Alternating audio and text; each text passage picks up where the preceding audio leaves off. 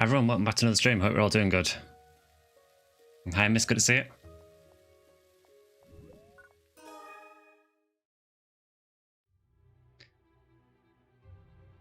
Try Turbo for 15% off on Crunchyroll mode. Is that something they're doing?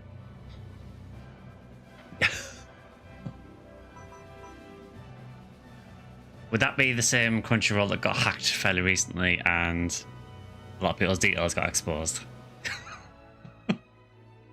Yeah, good plan, Twitch.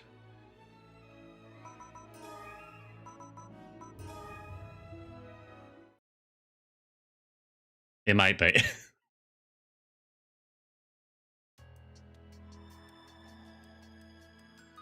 I mean, to be fair, I've used Crunchyroll before. I think, you know, it is a site that's there for, I guess, if you want to watch anime, fair enough. But, you know, it doesn't have the best security record. Yeah, I used to use it mainly a few years ago. It wasn't too bad, but I think the last thing I watched on there was probably Freerun. Hi, Scorpio, good to see you.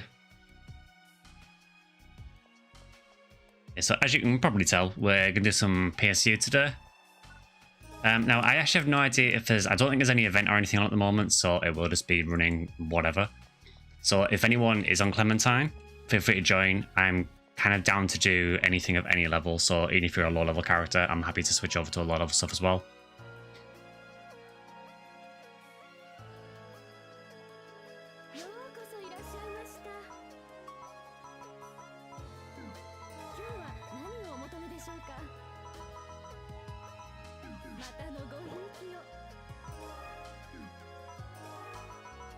I should really lock that. Yes, I think what I might do is maybe just do some missions around some of the different planets. It's kind of odd as playing PSU when there's not an event on. I think normally when we play, there's usually some kind of event to run. If we do get enough people, we could always do the tower as well. We do need to make some more progress on that, so...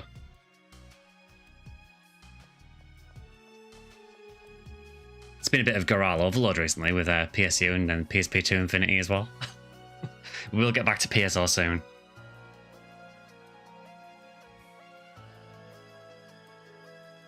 Just while we are getting started, I should say, I've mentioned this in a few posts now, but for anyone who hasn't seen them, I am getting some construction work done in the house, and it's been confirmed that it is going to be this week coming.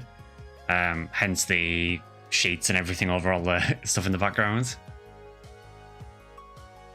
So, in regards to Wednesday's stream, I think I should be okay to stream Chrono Trigger on Wednesday.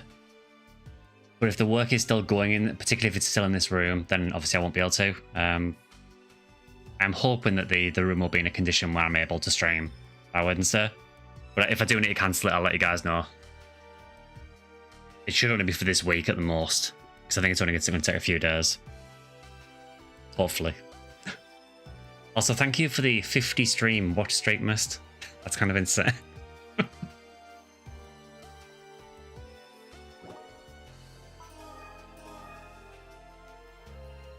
Yeah, Clementine's quite quiet at the minute. There's only like 60 people on it at the minute.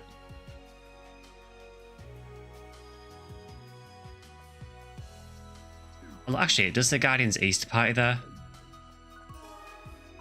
I don't think there's an event running now, so I think it must be like the post-event boost that are on.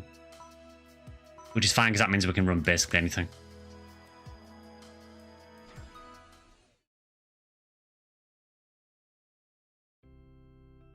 Oh god, it's this music. Why does it have to be this music? Wait, so if there's special music on, what lobbies is this? This is the... Oh, is this the White Day lobbies, maybe? No, it can't be, because White Day is March. It must be the generic wedding lobbies, I'm guessing. Yeah, it must be the wedding lobbies, I'm assuming. With one of the most irritating songs in Phantasy Star.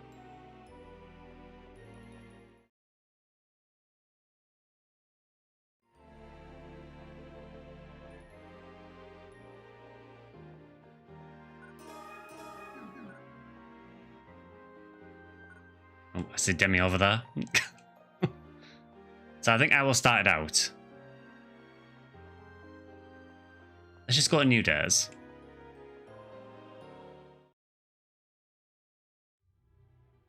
As you can probably tell, I have no plan for this stream whatsoever.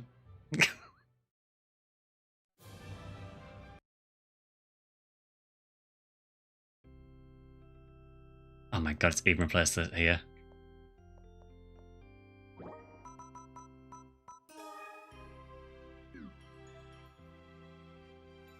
I mean, I feel like we have to wave to Demi. So what I'll do is I will go and make a party, and yeah, if anyone does want to join it, just feel free to join.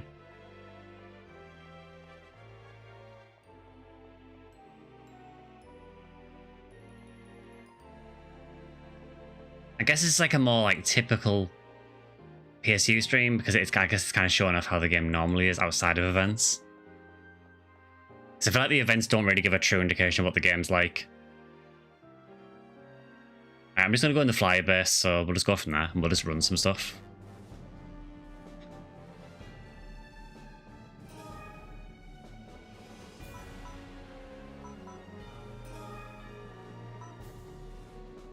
Let's do... yeah, Mizuraki, because Mizuraki's music absolutely slaps.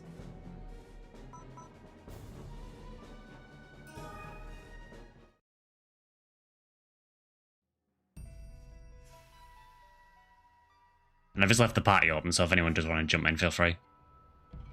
Hi, Drac, good to see you. Right, I probably want ice equipped here.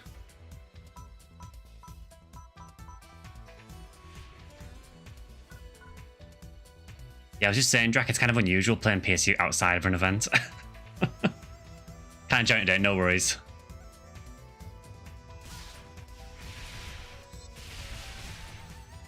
Hey, Kiri Maya. Yeah, this music's really good. I think it's one of my favourite tracks in PSU. Oh, Demi's joined. It's a shame there's no post-event boost that ended on the 5th. It's weird because when you go in the character menu, it still shows you Guardian's Easter Party enemy kill count. It's like they've forgotten to remove it. Hi, Tara.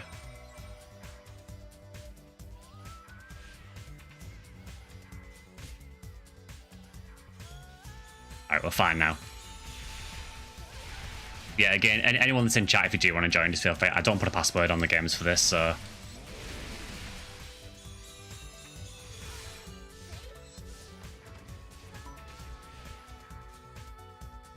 yeah, honestly, I've never really played a whole lot of Guntecker in PSU, even back on the Sega servers. It's probably the class I've played the least.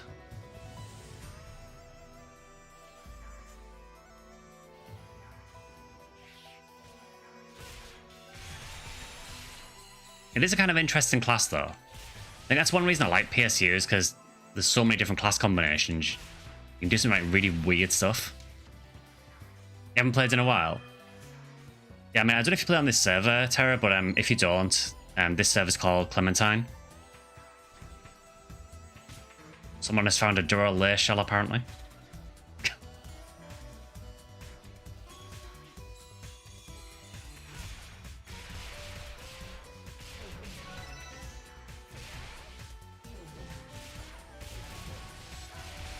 Yeah, I do like how varied all the classes are in PSU. That's one of the main things I like about it. I would say, is that one area where Infinity's a step down? Because Infinity does simplify the classes a lot, but does kind of let you use more or less anything. I suppose there's advantages and drawbacks to both. Been on a few months ago or last year. Oh, nice. Man, I kind of feel like if you're still playing PSU now, you are probably playing on Clementine because there's not many other options.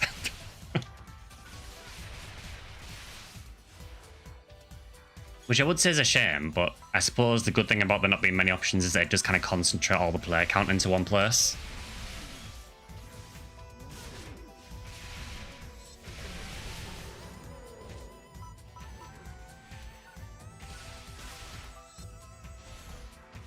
Busy with no work time for gaming for a while, which sucks. Ah, sorry to hear that.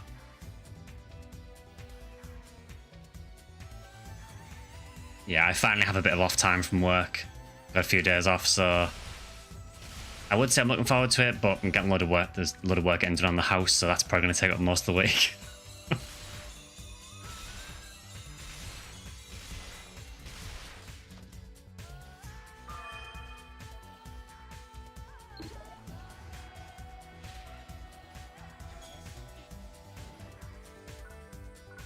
The good thing is the work that's getting done, I believe they're starting in this room tomorrow, so I'm hoping by sort of Tuesday the work in here should be done at least, so that I can start getting things set back up again.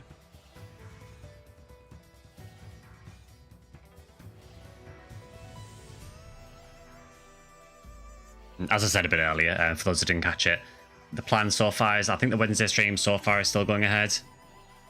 But if I do need to rearrange it or cancel for this week, I'll let you know. You have Guntecker Newman, but he's level 140-ish. I still only have 2 characters on this at the minute. I probably do need to make some more at some point. Obviously got this one I've used on basically every stream, and I do have a cast.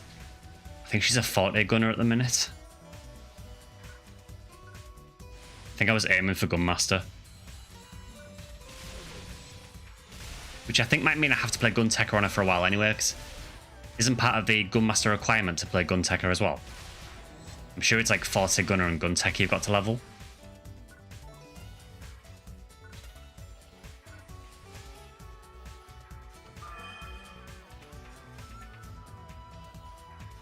So I might be forced to play cast Guntecker, so we'll see.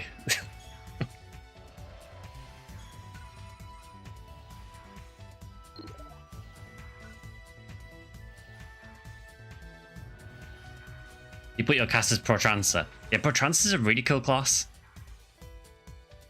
It feels quite unique, honestly, because I feel like they haven't really done a whole lot.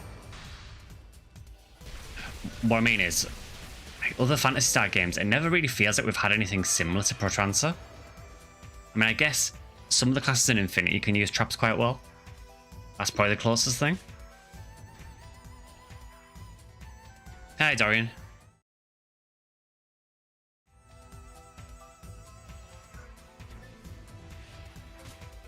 Yeah, just the sheer amount of classes in this is definitely a plus point for it for sure. You do have quite a few.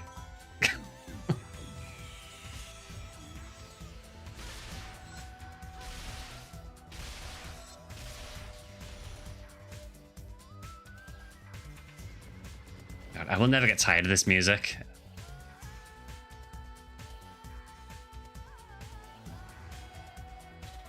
I know a lot of people didn't like this game when it released, but the music is still a definite strong point of it.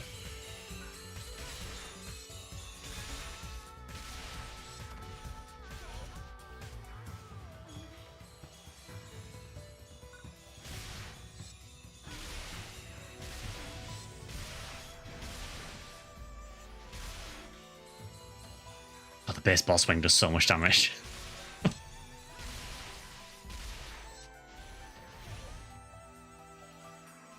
I just started for the first time a few days ago. I'm a bit lost as a new player. Played Clem Camp and leveled extremely fast. I was worried it would mess with my progression. Honestly, the way that Clementine is kind of structured, it almost encourages you to get to high level anywhere. So don't worry about running Clem Camp. I would run that every day you can run it. You'll find that a lot of the people that are playing are probably in the high level stuff anyway. So it does kind of push you towards the higher level stuff, in my experience. There is, I believe there is also a series of quests, I think they're called level up quests, that are kind of designed to like, progressively level you. In that each of like the tiers of the level up quest is designed for like a certain level range. So you can always check those out as well. It used to be a lot worse, by the way. It used to basically be Clem Camp and that was about it.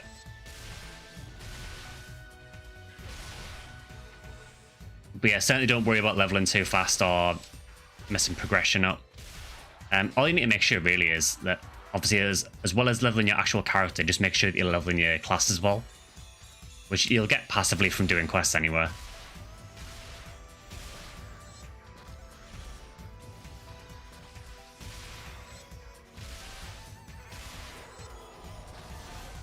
I still think these guys are some of the most annoying enemies in Phantasy Star. I can't stand them.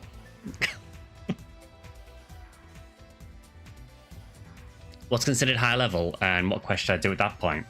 Once you get to high level, so there is a difficulty called, I think it's like rank U, so it's ultimate, which is like very, very high level enemies. We are doing S4 rank at the minute here. So you probably notice when you go into a quest, there's like different lettering for the rankings. So it starts out at C, and you've got like C, B, A, S, S2, S3, S4, and then U is above that. So as you get higher level, what I would do is just look at the quest, and it'll give you an idea of what the monster level is in the quest. So I think for this quest, for example, can I see it here? I think there was a way of seeing. Where is it? There is a way to do it, I can't remember how now. I think when you start a quest, it shows you, obviously, the minimum level you need to be to play it, and also the level of the monsters. So I think this is like 160 plus to play, and 190 enemies. Generally, you can take on enemies quite a lot higher level than you in this. But yeah, max level is 200.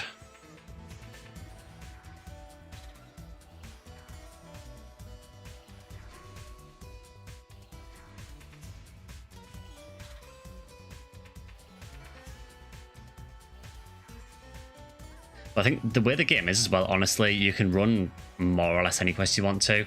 It's fairly well balanced with the enemy levels. It is probably worth looking at the wiki as well though, because once you get to higher level, you probably want to look for certain gear. So then you can look up to see what gear drops where, and then run those quests.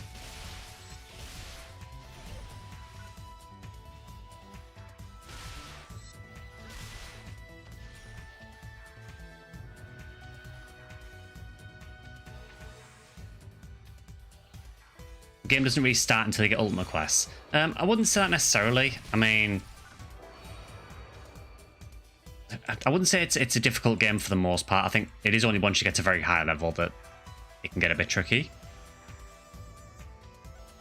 But it's one of those games where, particularly on Clementine, you will level so fast early on that you'll end up getting to the high level stuff pretty quickly anyway. A reference, by the way, it wasn't really like that. Oh, a red Scorpio. Hey, Pika, good to see you. Oh, no worries, Dorian. Yeah, I should note that the leveling speed wasn't really the same on the Sega server. Sega, it was much more grindy. Although, it's kind of hard to compare it directly because the Sega server never even got the final level cap anywhere. The servers literally shut down before we got the final level caps, so...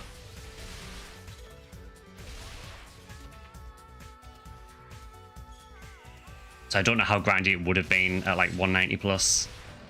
What you'll find on this at the minute is that it's very, very quick to level until you get to about 190, and then at 190 it just stops. Do I enjoy Clem more than the Sega server? It's a mixed bag for me. I really liked how PSU was on the Sega servers, but there are some things that I'm very glad they've changed. The big one, and people who play PSU probably know what I'm going to say before I even say it, is the grinding system. Yeah, the grinding system in base game PSU was awful on the Sega servers. If you never played it back in the day, basically the way it worked was when you grinded a weapon, if the grind failed, it blew your weapon up.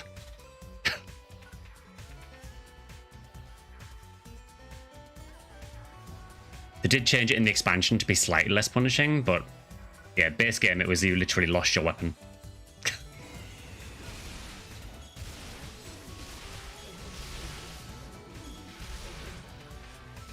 You still didn't figure out how to get the triggers working on your controller, Peak. Oh, sorry that. Yeah, Dorian, so you would find like some super rare weapon, go to grind it, and then it would just blow up, and you'd have to go and find it again. Yeah, I don't know what they were thinking. Like I say, in the expansion they did change it a bit, so you might have seen it. It was brutal. And also thank you for the resub, Proper Flopper. Much appreciated. Yeah, those who were there have like flashbacks to blowing up your favourite weapons. Yeah, in the expansion they did change it, so you probably won't be able to see it because of how small the UI looks to you. It's weird because for me I can read it fine, but basically the way it works now is each weapon has like a 0 out of 10 next to it when you find it. As you grind it, that first number will increase. So say if you grind it 5 times and it works, it'll go up to 5 out of 10. If you then broke it, what will happen is it will go to out of 9. So it basically limits the max grind the weapon can get to now, which is still terrible, but better than it was.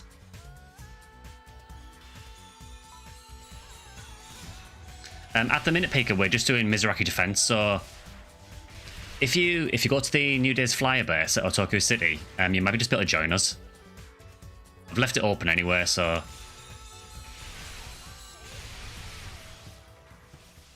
we might need the end of it now, though.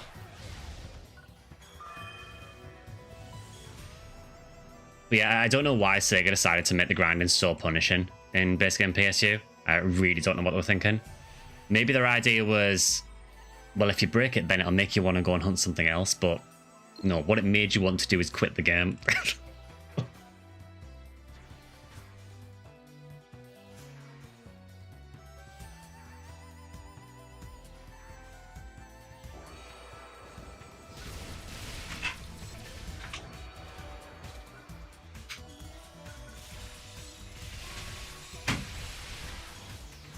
Yeah, thankfully, they only really used that method in PSU. They kind of came to their senses after that.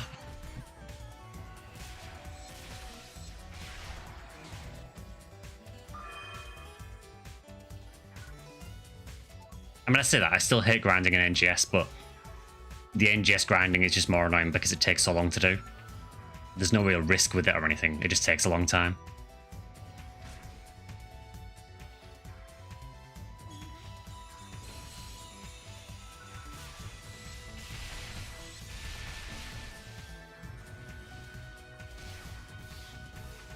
So, did you play PSU back on the servers, on the Sega servers at all, Dorian? Or is this your first time playing PSU? I think you might have said, I think, did you say just started on Clementine recently?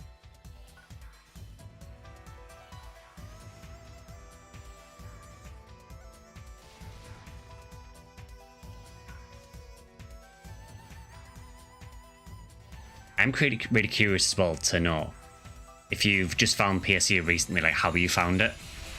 Because it's not the kind of game you just kind of stumble on. It's very niche, really. Unless you were there back on the Sega servers, it's probably a very niche game. So I'm really curious to see like, how people find it now.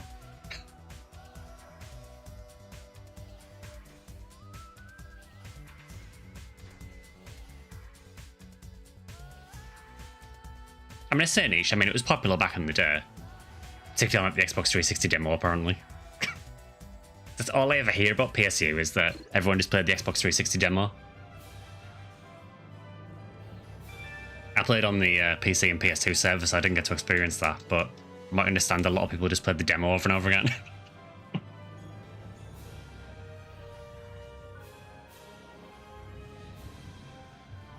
All these quality rares here.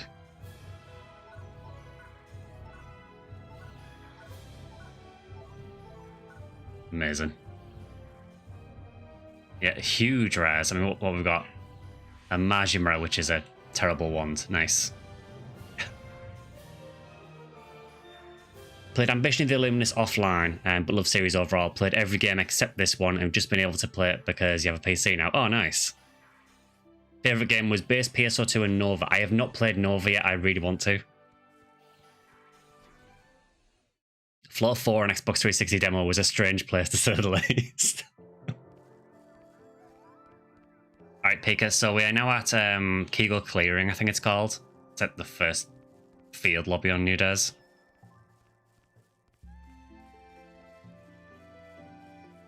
Yeah, Nova looks really cool. I never got to play it, though. It is definitely on the list to play, though, for sure. What I'll do is I'll just wait here a minute in case Pika wants to join.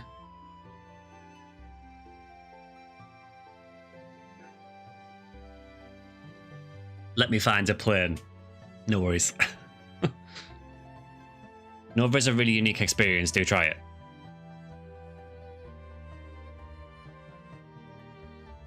You like that every race gets an ability in Clementine? Yeah, that was another interesting decision that they made. I would like to know the thinking behind that. So yeah, what we're going to do is we're going to give casts these really, really cool, massive guns they can just bring down from orbit and just to nuke everything. And we're going to make the beasts be able to transform into these huge, animals. Really cool. What we're going to give humans and humans? Nothing. Is the Nova translation finished? I'm not entirely sure. I think when I mentioned it before, I think someone said that it was maybe done to a certain degree, but not fully. Yeah, I'm not entirely sure.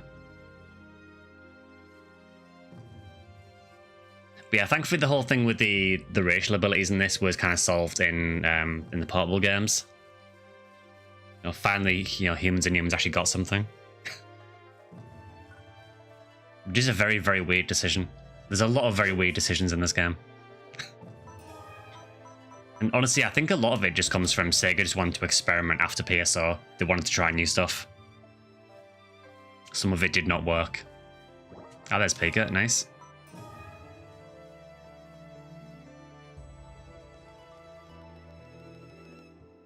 It's about 75% done. Only the endgame text is left untranslated, but at that point you know what you're doing. Okay.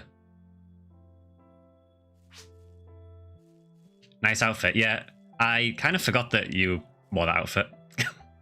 I mean, at least the pants are different.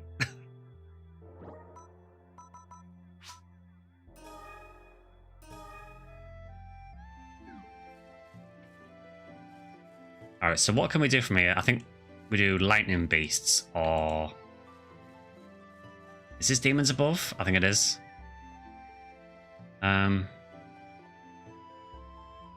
Yeah, let's do that. The boss is annoying, but...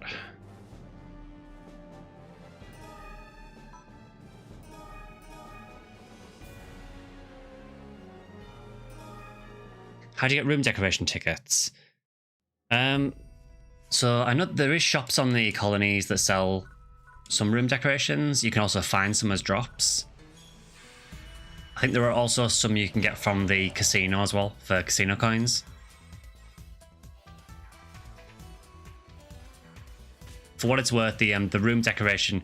Oh, do you mean actually to change the style of your room as well? Because I know for those there are definitely some in the casino.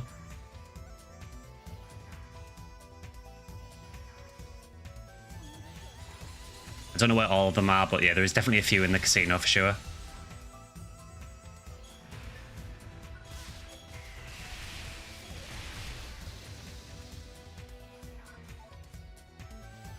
Yeah, the room styles, yeah. Yeah, there's definitely a few sold in the casino coin shop. There might be some sold on the Guardians colony, but I honestly can't remember. Yeah, I will say the room customization in PSU is very, very basic. I guess it was kind of their first stab at doing it, so...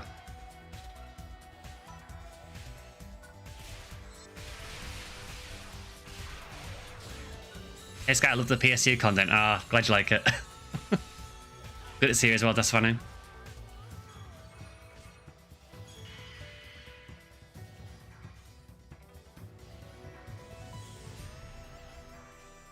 Yeah, if you are new here, by the way, I play pretty much every Phantasy Star game you can think of. At the minute, we are doing a Chrono Trigger playthrough on Wednesdays as well. But yeah, the Sunday stream is normally Phantasy Star of some kind.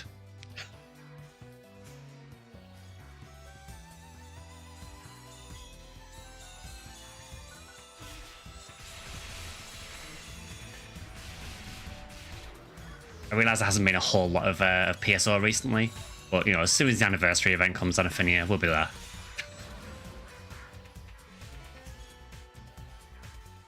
Then you'll be sick of PSO by the end of it.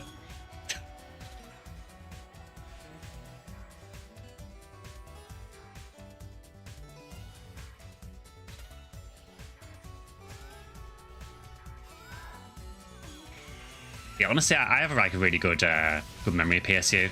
I had a really, really good time with it back on the Sega servers.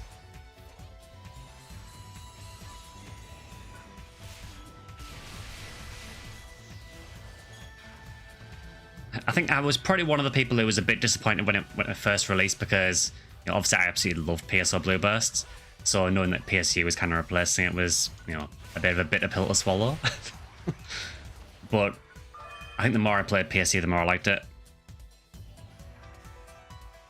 Admittedly, never to the degree of Blue Burst, but yeah, I'll always enjoy this game. Hi, Matt. Good to see you.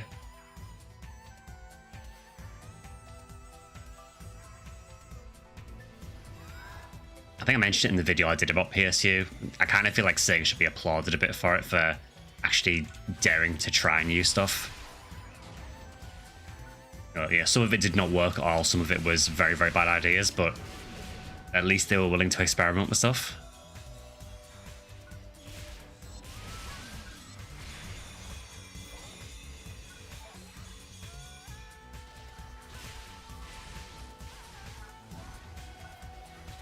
Wicked Solferino. I don't know why it's wicked. I know what Solferino is. It's a PSO weapon.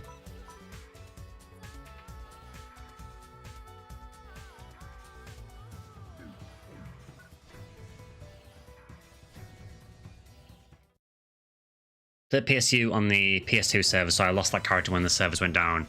Then moved to Xbox 360 just to lose that character like a year later. Yeah, that's the downside of the online element of the games, I suppose. I think that's one reason why I like PSO GameCube more than Blue Burst. I know as a game it's not technically as good, but I like knowing that I still have my characters from like the early 2000s and still play them whenever I want to. Where Blue Burst, obviously, once the servers went down, you lost everything. Which is why Affinia is never allowed to go down.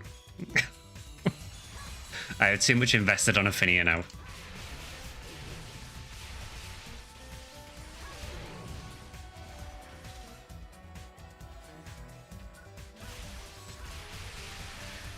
So grateful for fan servers keeping the games alive. I think Phantasy Star is really, really lucky for that. You know, we have a very, very good fan base that is very fond of the older games, and I think a lot of them will just get fan servers. You know, obviously, pretty much every version of PSO you can still play online, even like the Dreamcast. You know, PSU's obviously got Clementine. There are ways to be able to play online on the portable games. You know, a lot of them are supported. Some of them better than others, admittedly. And, you know, we know that PSO2 is going to have the same without going into details. Yeah, we'll see. I did put a video out earlier today which covers the recent Sega financial report. I kind of talk about how I think that's going to affect PSO2 NGS. It is kind of interesting looking at that report and trying to see how it might affect the Phantasy Star series going forward, like after NGS. If you haven't seen it, by the way, I would thoroughly recommend having a look at some videos on it. Not necessarily mine, you can look at anyone's. There are some very, very interesting points on that report. I mean, I'll talk about it a little bit since we're here, but they do mention in the report that they're happy with how like their existing free-to-play games are performing, which includes NGS, but they're not happy with how their new ones have performed, which I think is mainly Sonic Rumble. I believe there was I think there's a Persona free-to-play game as well. But it's interesting because the strategy basically says that they want to move away from free-to-play games a little bit. So where that leaves Phantasy Star after NGS, I don't know. I mean, it doesn't rule out Phantasy Star games. You could still do one, but it does sound like they want to move away from free-to-play a little bit. So, I don't know. It's going to be interesting.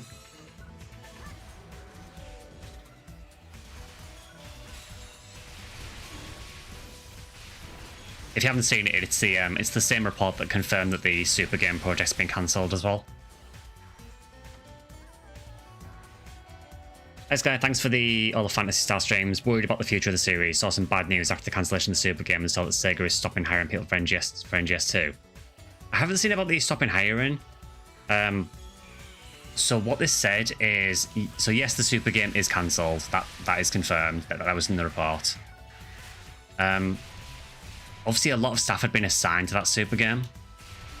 So they are now going to be assigned to what they call full games, which I believe is what they term any games that are not free-to-play ones. For NGS, I wouldn't really worry, because what they did say in that report as well is they said they want to strengthen their existing free-to-play games, which is, you know, NGS is one of them. So although they are cutting, it sounds like they're moving away from free-to-play going forward, they do want to strengthen their existing free-to-players. So I wouldn't worry. I mean, you've got to think as well that the Super Game project won't have just been cancelled very recently. Just because it's in that report doesn't mean it's only just been cancelled. It was probably cancelled months ago, and those staff have probably been reassigned to other projects already.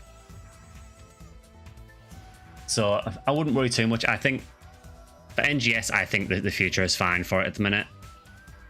And to be honest, I think to an extent you can see how it's affected NGS, because the last couple of months, I feel like the content quality has improved in NGS.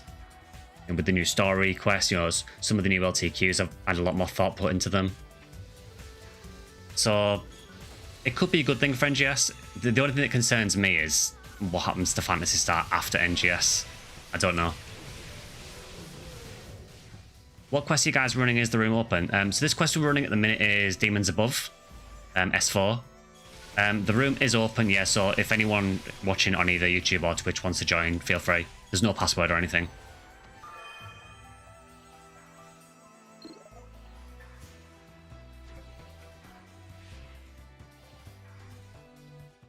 But yeah, I would say try not to be too worried about the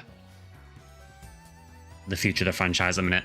I think I mentioned it in the video, but it's kind of hard to draw any real conclusions, because the report only kind of covers what they're going to do for this year and next year. And then there's a very, very vague section about their kind of strategy up to 2029, but it is very, very vague.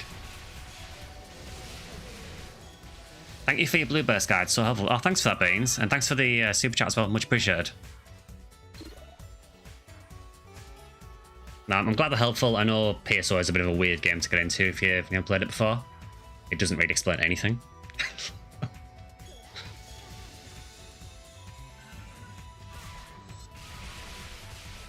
But yeah, the Sega report basically just says that I think for the 2026 and 2027, they're going to launch, I think it's 4 new full games, which is like their main titles for their, what they call their mainstay IPs, and it was kind of the same for the next year. And I think for 2029 onwards, all it says was that they want them to focus on their mainstay IPs. Now, I don't know what you class as a Sega mainstay IP. Obviously, Sonic is one. I would imagine that Yakuza and Persona probably fall into that as well. I don't know what else you would count as a Sega mainstay IP. I mean, PSO 2 does well, particularly in Japan. But I don't know if it's enough to call Phantasy Star like a mainstay IP. I mean, it should. I mean, the franchise has been around for 40 years nearly. Alex Kidd.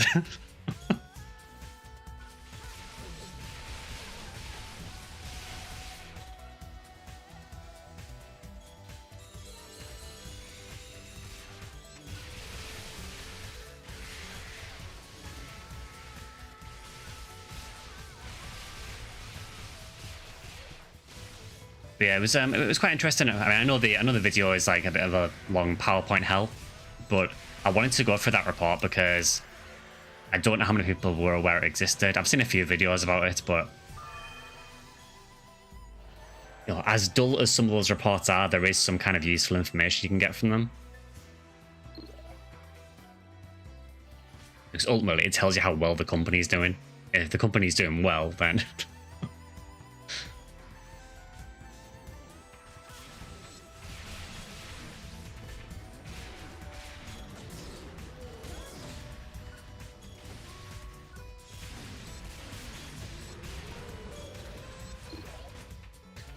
But yeah, about the comment about the Blueburst guides, I have thought that maybe at some point I might redo some of the guides just to up the quality on them a bit. But I don't know when that would be. It was a long time ago that I did them.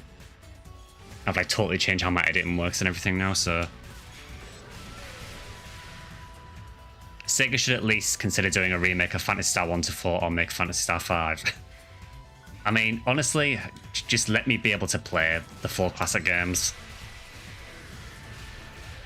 I've said this over and over again, but it is so hard to play those original 4. I mean, realistically, what are the options you've got for the original 4? 1 is fine, because 1, you've got the Sega Ages version on Switch. Although it is only on Switch, so, you know, maybe you could release a PC version of that. That would be nice. Phantasy Star 2, I mean, how do you play Phantasy Star 2 now?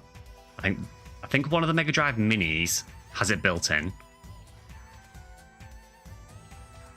There is the Mega Drive and Genesis collection, but that's not available to buy anymore, so if you haven't bought it, you're out of luck. I don't know if there's another way of playing 2 at the minute.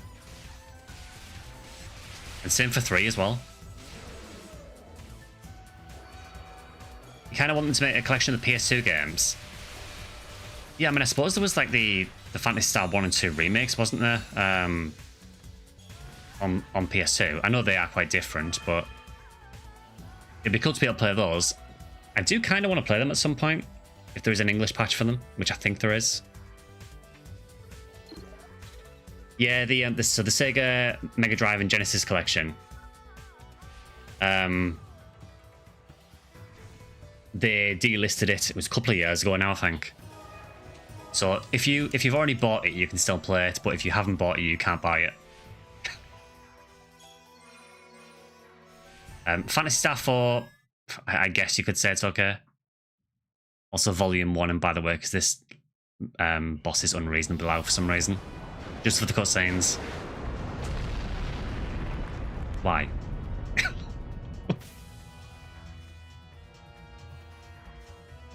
What element are you? Are you fire or are you earth? I think you're fire.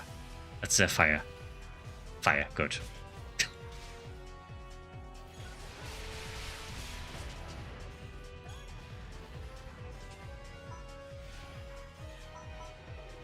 Right, please tell me I've got a gun I can actually shoot him with. Yeah, for Phantasy Star 4, it's not too bad, I guess, because it is part of like the Switch Online Mega Drive pack, but again, if you don't have a Switch... Can we just talk about the irony of like the best way to play them at the moment, or one of the only ways to play them, is on a Nintendo? I just love the irony of that as someone who like was there for like the Sega and Nintendo wars. It is very funny now that the best way to play some Sega games is on Nintendo.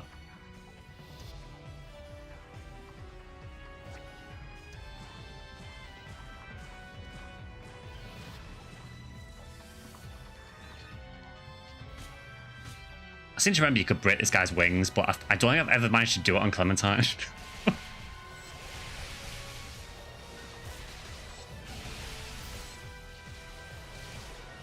I would Nano Blast, but I know he's just going to take off as soon as I do it.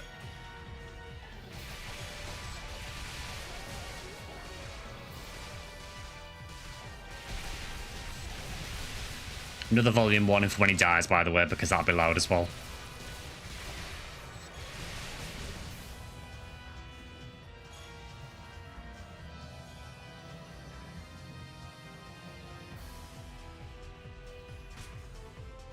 That was a hell of a shot. Really? I mean, I would say I'm not in that. But okay.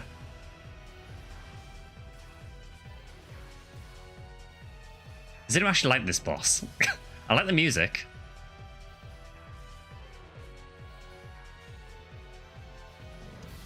Get down here.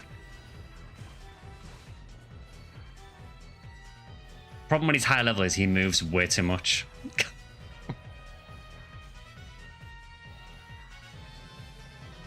Paying for a subscription is silly. I guess the real best way is emulation, though I still have a Genesis. Yeah, I have a Mega Drive. I could technically play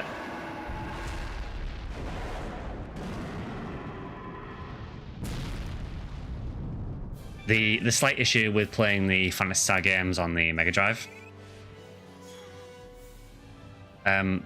basically good luck getting the original 4 games in English in PAL for any kind of reasonable price.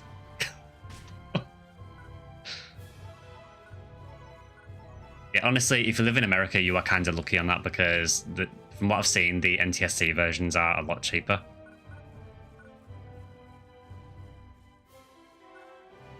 I think 2 and 3 aren't too bad to get hold of in PAL. 1 is a little bit pricey and 4 is just ridiculously expensive.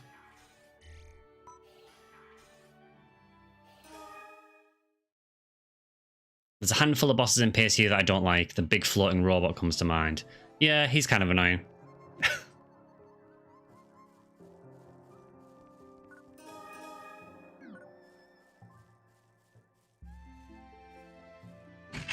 Yeah, I've been keeping an eye out for a copy of 4 for a decent price for, well, basically since I played through 4 on stream, and I've not found one yet.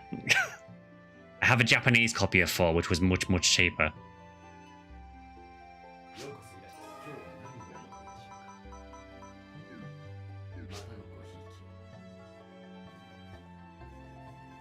But yeah, seriously, like the PAL version of 4 is like, I think there's one on eBay at the moment, which is about, I think it's like £200, and it doesn't include the manual. And then there's one that's in good condition with the manual for over 300. And as much as I adore Phantasy Star 4, I don't think I can justify paying that much money for it.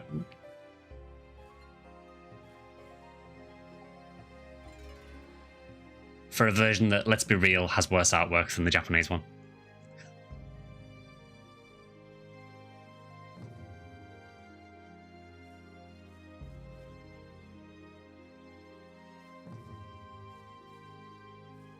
Right, I can't remember. Is there any missions from here? Or is this just like an end node?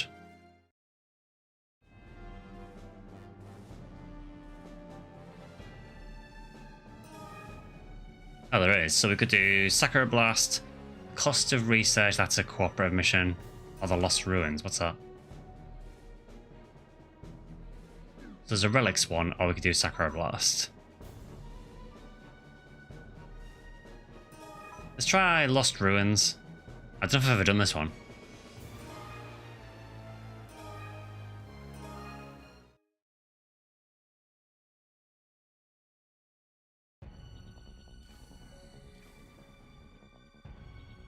Yeah, I probably won't. I'm assuming light element. For once, I actually have the right element weapons.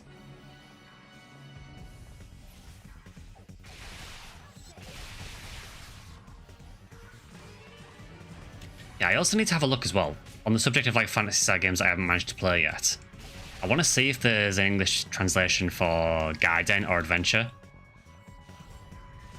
Because they're like the super weird niche games. And if there is an English translation for them, I am more than willing to try them.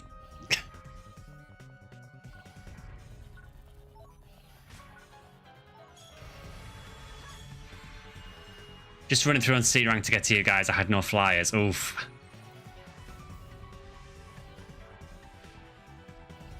Yeah, that's the worst thing about PSU, isn't it? When you're trying to meet up with someone, you don't have the lobby. It's like, well, I'll just do like 5 missions to get to you then. Haven't seen this game since Xbox 360. It looks so different from what I remember. I mean, this will be running at a lot higher resolution than the 360 one, obviously.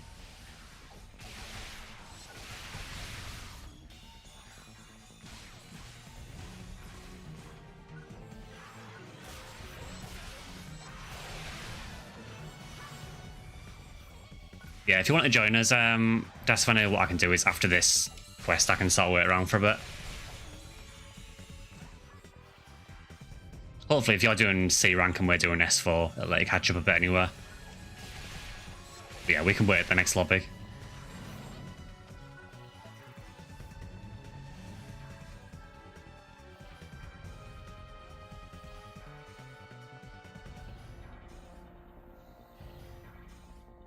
Honestly, it's still really weird to me with PSU, like the platforms they launched it on. Like PC, yeah, sure. Xbox 360, yeah, sure. Then PS2.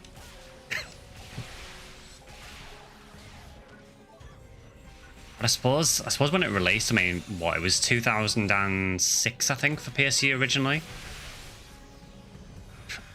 I don't know what year the PS3 came out.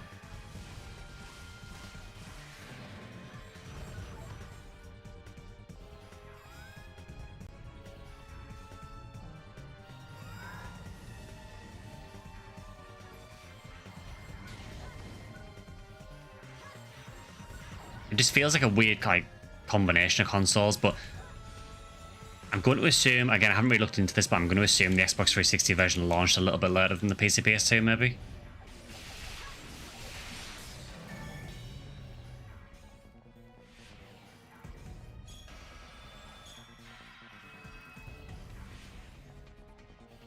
PS3 was 2006. Man, is it really that old? Jeez. Oh, that makes me feel so old. So the PS3 is like 20 years old this year. Jesus.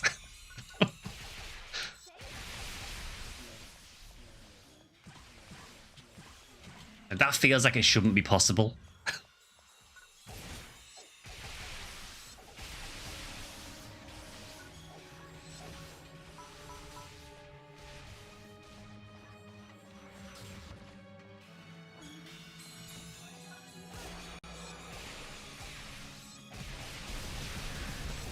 I'm ancient.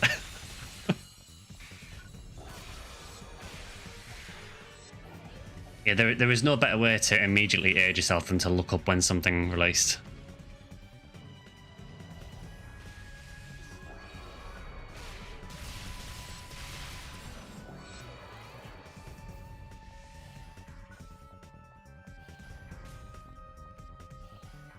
I've always liked this map.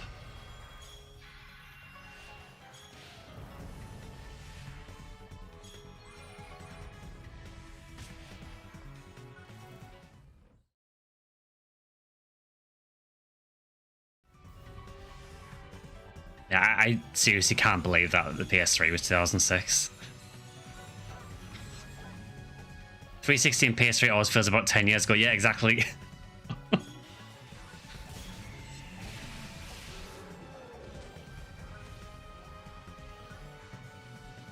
So I suppose technically, I guess you would class the PS3 and the 360 as retro now, which just feels wrong to me.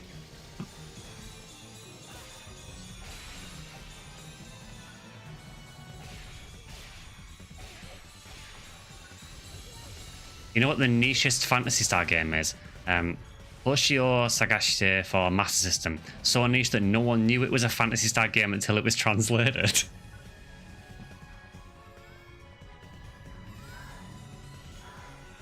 So I'm assuming since it was Master System. So obviously the original Phantasy Star was what, 87 in Japan? So was it just after the original Phantasy Star then? That sounds very interesting. I'm gonna have to look that up after the stream now.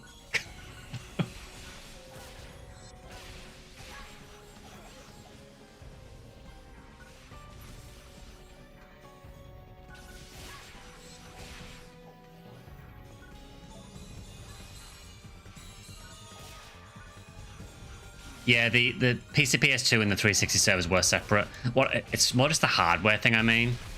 The 360 is obviously like a generation on from PS2. So it feels odd having the same game on like PC, PS2 and 360.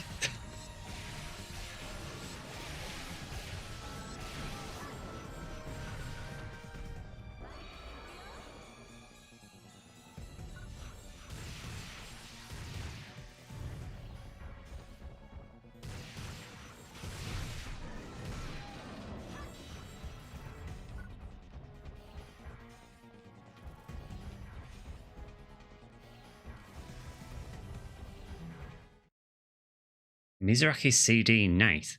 Also, it goes from Relics into Mizuraki. Oh god, it's evil Mizuraki. Music's not so good here.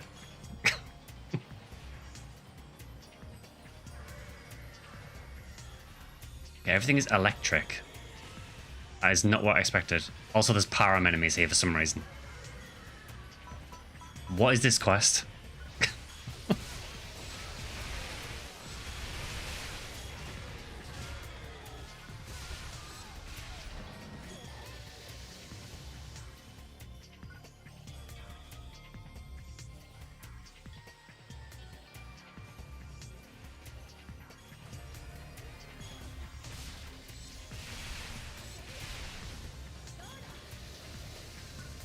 Man, at least the music's not the contamination fire music, because that does get very old very quickly.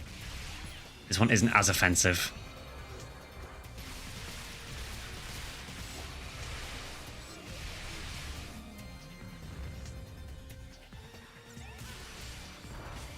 Oh, the cursed rappies again.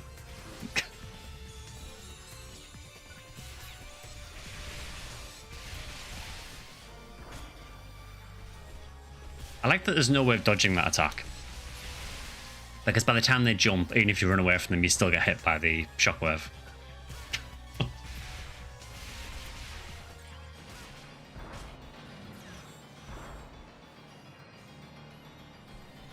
God, they're so weird. Wait, it's what, one room in Mizuraki? And then a boss? That is so weird.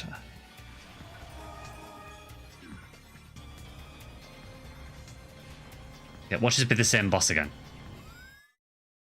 Oh, it's Zolguk. Okay, at least it's a different boss. FF11 did but the same server 360 later. By the way, the PS2 version of PSU had god-awful resolution. I played all the versions. I never played any version apart from PC. When it released, I had the option to play it on PS2 because I did have the hard drive for the PS2 because I bought... I think it was Twisted Metal Black. Yeah, I think it was Twisted Metal Black that came with the hard drive. So I had the hard drive, I had the option to play it with the PS2. But I thought, why would I want to play it on PS2 when I can play it on PC? Which I think was maybe the correct decision. How did that hit me? PSU, I love you, but your hitboxes are very questionable sometimes.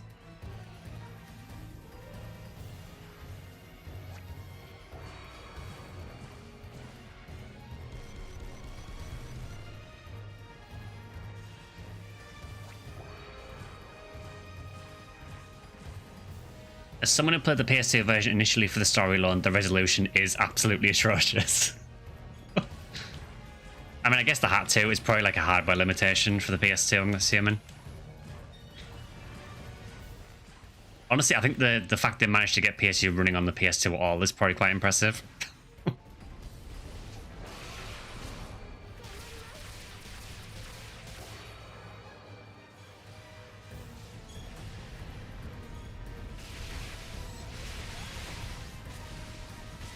I like these bosses because they have like 100 different targets. So every time you hit them, you hit about 10 times.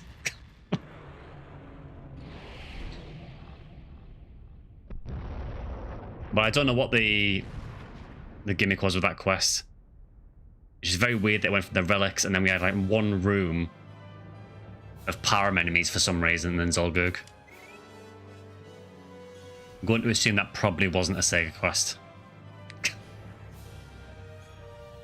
Maybe I'm wrong.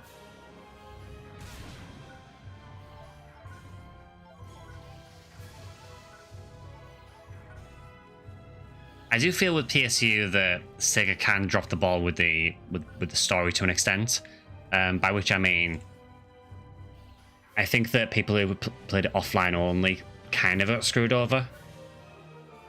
Partially because some of the story was online only. So if you were playing offline, you wouldn't have got to do the full story, which sucks.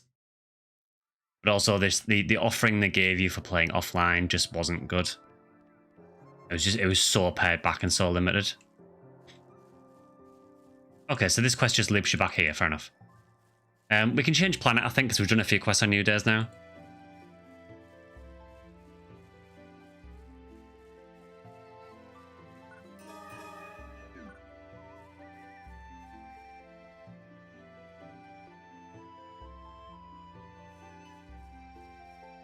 It's a shame because the story for PSU is actually quite good. Episode 3, also Ethan only for offline is a choice. It is. I mean, who wouldn't want to play as one of the most unlikable characters in Phantasy Star?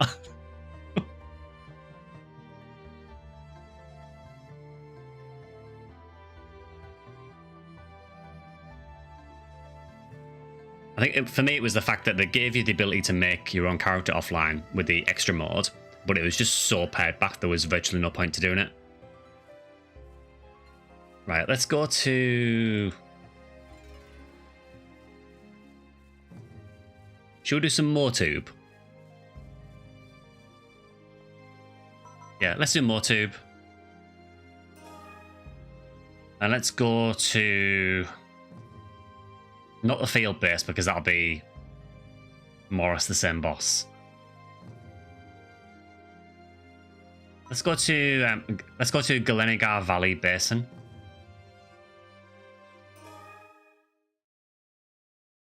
Hopefully you have it. Speaking of FF11, they finally gave up developing with the PS2 dev kit recently. I did see that. I think FF11's just celebrated an anniversary, hasn't it? I think, was it about the, what, 24th anniversary, I think it was? Which, again, makes me feel incredibly old. Ethan's just a mega corny 90s protagonist that doesn't really help the weak writing of the period. Yeah, I would agree. I think the later episodes of the story are better, for sure. Episode 1 just, yeah, wasn't great.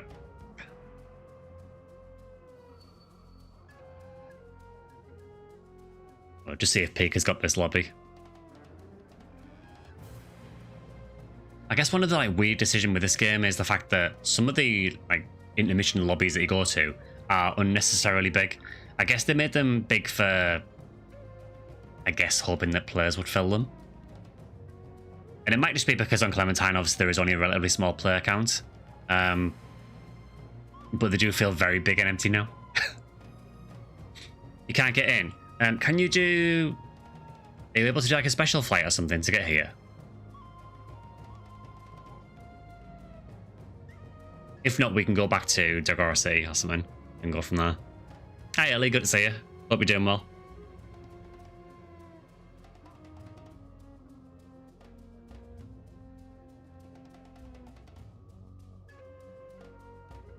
Lots of actions with 11. They've remade the site and it's rumored to have a new free trial like 14. Oh, cool.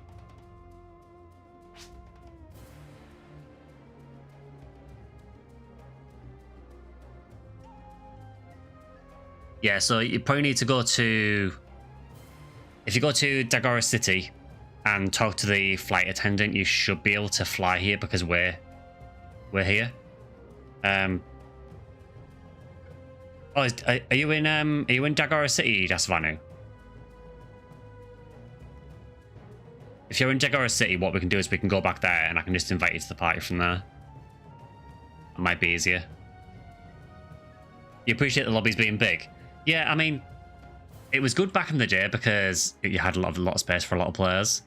It just feels a little weird now that the lobbies are so big because it's relatively empty. Alright, yeah, let's go back to Dagora City then. Can we do it from here?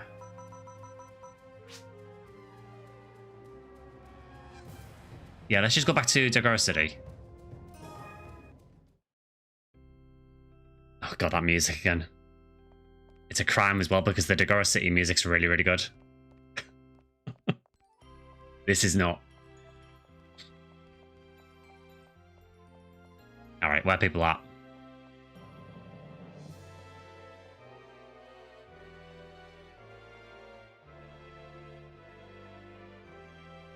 Is this you, Dasvanu, Sirya? I'm assuming so.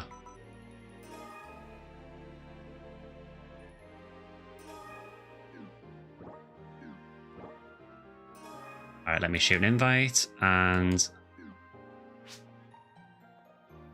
Oh, good to see you. How y'all been? What's the goss? We were just talking a little bit earlier about the Sega financial report that released that I've just done a video on, and just what it might mean for the franchise going forward, but apart from that, we're just playing some PSU. There's no event or anything on at the minute, so... Just doing whatever quests we feel like, really. So... Yeah, I think if you go... I think it's special flight.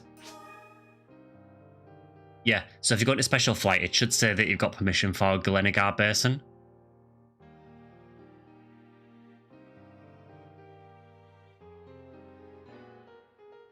There we go. It's very weird how that works, but...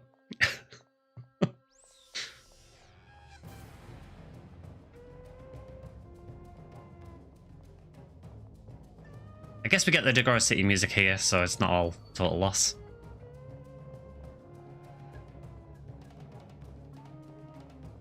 Yo, Uriko, I don't even play Clementine often, but I've played with you without realizing it. I know there is a couple of Urikos though, because I think it was the last time I streamed this. Another Uriko came to my room. So there's at least two.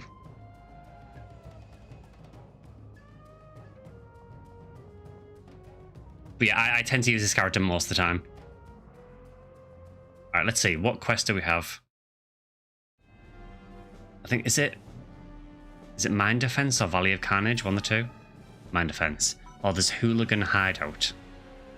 What is the collective noun for Urikos? A smattering of Urikos. We'll go with that. Okay, so that is apparently a more tube relics. We have just done a relics quest though, so I'll do Mind Defense just to get us to the next lobby. It was once active. On Clement 2020, 2021, it was nice having the extra room. Okay. I think now on Clementine, I think generally, population's very stable. But it's kind of like Infinia, like during the anniversary, during the big events, it does pick up quite a lot. Oh, again, the music, man. I love the music in this game.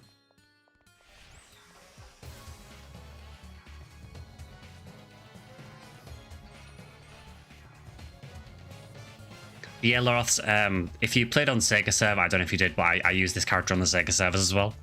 So if you played with an Uriko like 20 years ago, it might have been me.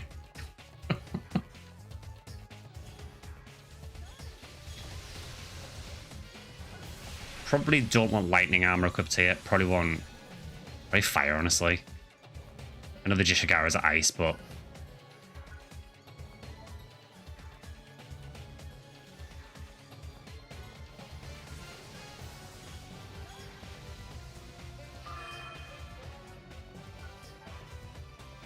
if you ever make another guide on PSOBB, material farm might be nice. Best way to get power materials and stack caps, etc. Honestly, it's kind of hard to make a guide on that because the best way of getting materials is just run something with a lot of enemies. I know it sounds like a cop-out answer, but that is the answer. There are like a couple of ways you can trade in for materials and stuff, but if you're just farming them from enemy drops, it is literally just hunt anything in ideally one of the high difficulties with a lot of enemies. It was around the Valentine's event, can't be sure it was you.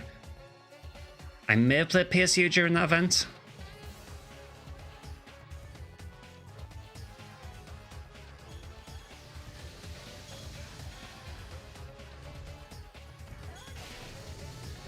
It's the downside of playing a melee class. Like, quite often by the time I get to the enemies, they're already dead. You're hoping there are tricks. I mean, I said there are some exchange shops and things you can get materials from.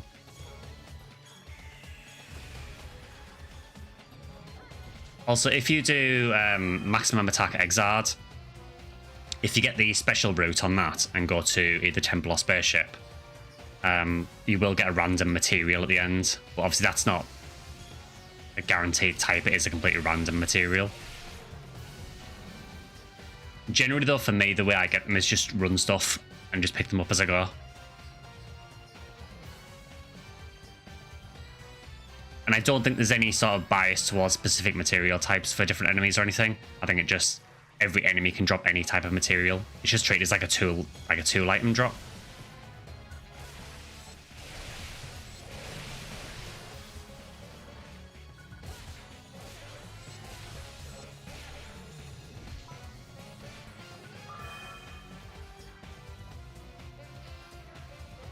Because the other way is just get them from other players.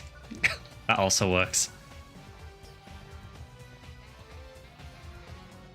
Wait, is there really a big room here with just nothing? Okay.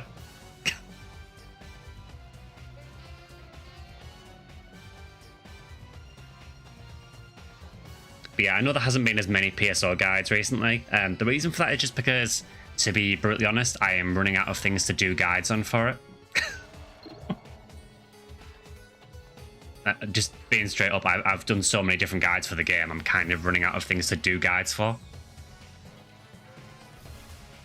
Well, like you did in chat there, if anyone does have any requests for anything, for any of the games, let me know. I am happy to sort of take your guys' suggestions into consideration as well.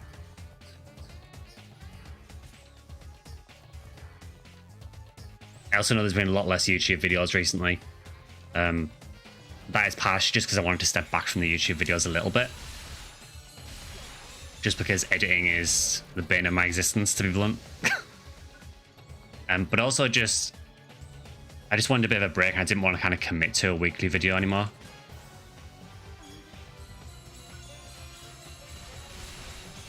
But there will still be more videos, it's just that they won't be as frequent as they used to be.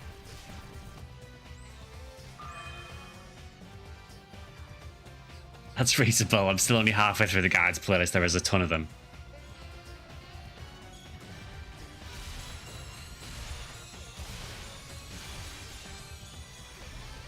I know there was someone, I don't know if they're in chat today or not, but there was someone today who asked if I would do a PSO2 Classic Beginner's Guide.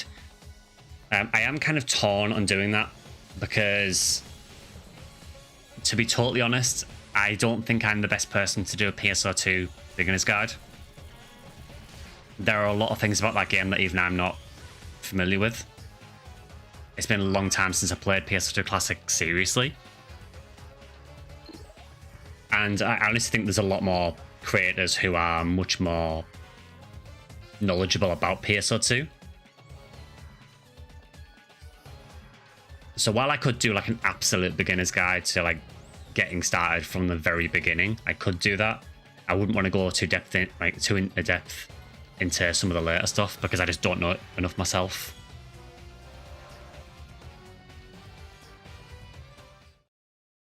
What I'm trying to say is I'm old and I'm better at the older games.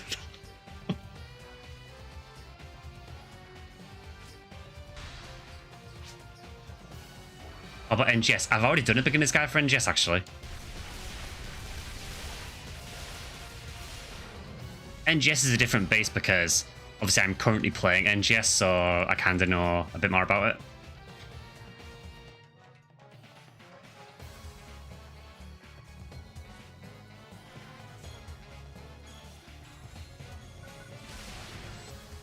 Is it just me, or does this quest just feel like these enemies every single spawn? We get the little owl dudes now and again, but it seems to be just those guys for pretty much every enemy we run into.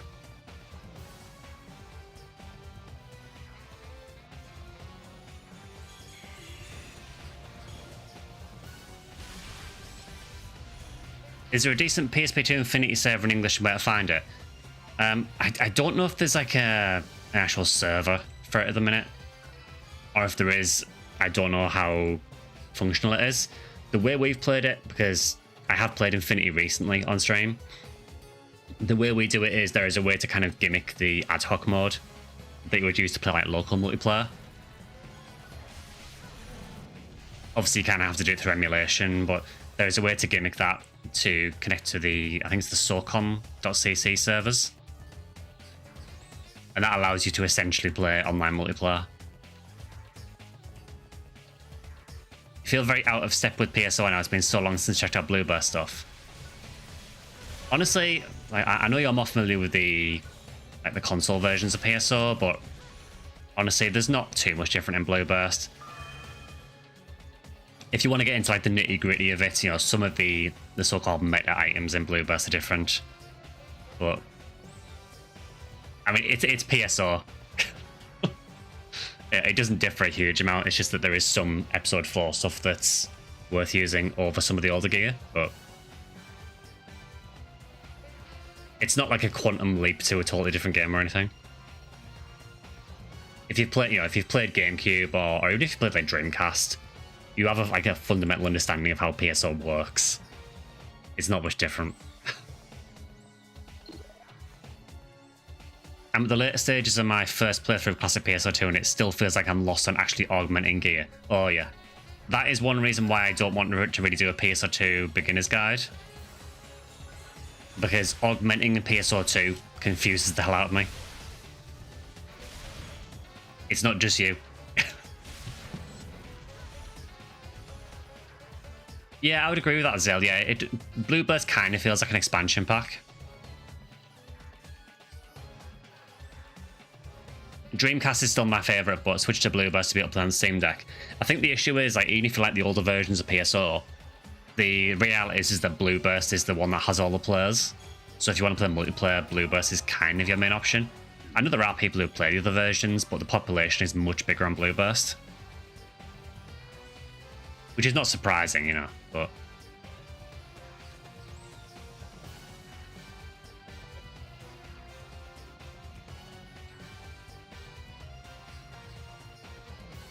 I think the good thing is that Blue Burst doesn't feel...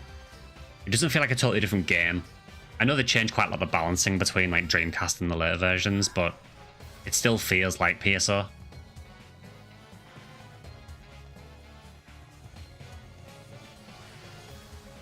I have a distinct memory of trying Blue Burst after playing GameCube, and the fact that you have to do the government missions really threw me. Yeah. Believe me, back when Blue Burst released, a lot of people weren't fond of that. Particularly the fact that you can't do them... Well, you can do them solo, kind of. There might have been a few where you needed multiple people for door switches. But it was more the fact that the government missions, they were all scaled for multiplayer.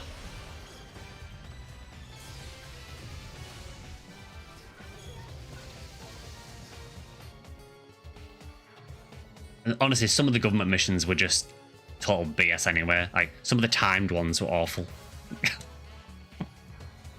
I will not defend those.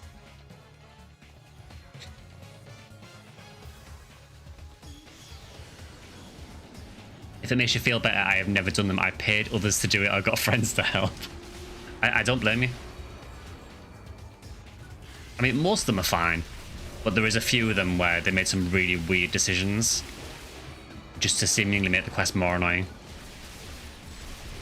I can think of there's one particular quest in episode 1 in mines where you have to, like, I think you have to escape from the mines at the end of it. And it has a lot of, like, really unfair decisions to try and mess you up.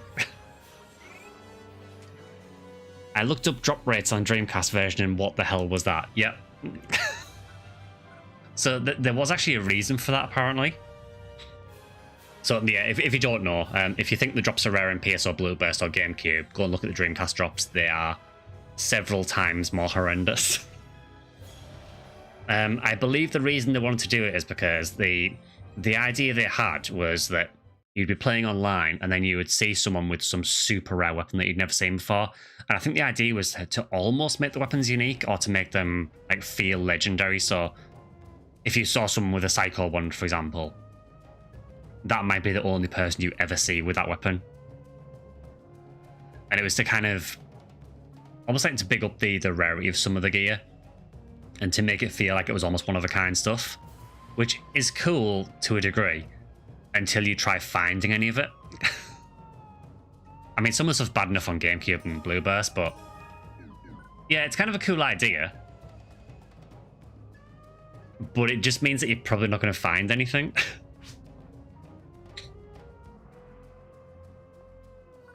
I mean, you know, you've got to remember, you know, it was like literally the first stab at like an online RPG, so I get the impression a lot of it wasn't really thought about. A lot of it was probably, let's just try this to see if it works.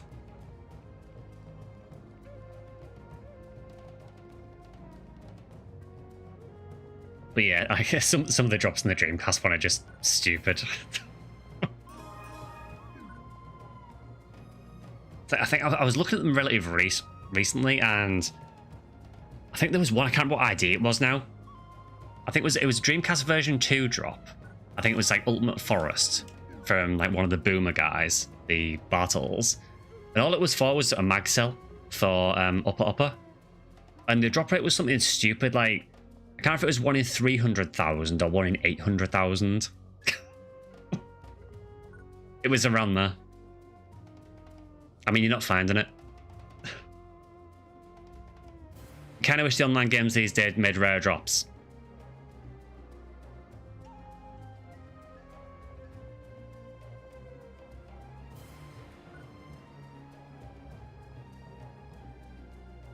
try to make PSO more and more like, and try to make certain items harder, like Red Ring and Parasite Gene Floor. Yeah, that is like the counter argument, isn't it, I suppose? Is that once you have the best gear in the game, then what? So maybe their idea was, well, if we make it so hard that you can't find it, then people will keep playing. I have no idea.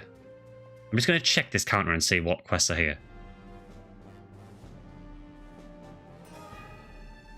Rogue shortcut. No, I'm not really interested in doing that. What else do we have? I know there's a few counters over here.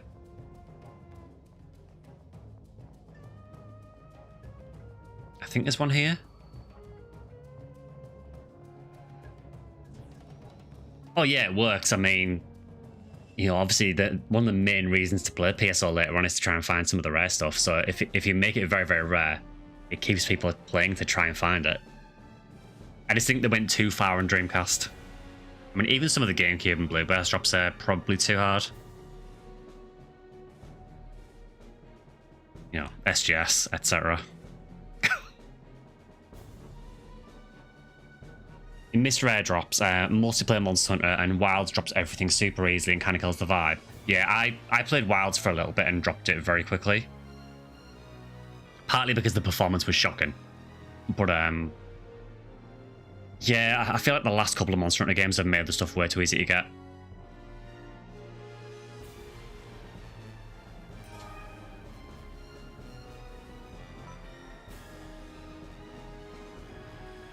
Borderlands kind of suffered from that as well. Let's do... Oh, go on, we'll do Desert Goliath for the annoying red robot. And because it'll probably blow everyone's ears out when it explodes.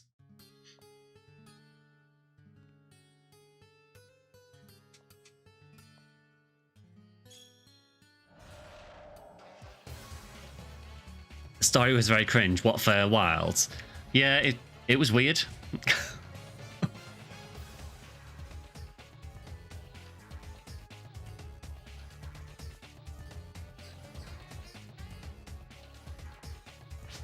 Don't even get me started on how bad Wilds runs with its constant DLC checks. Yeah, they found that out, didn't they? That one of the reasons it was running so bad was because it was constantly checking for DLC.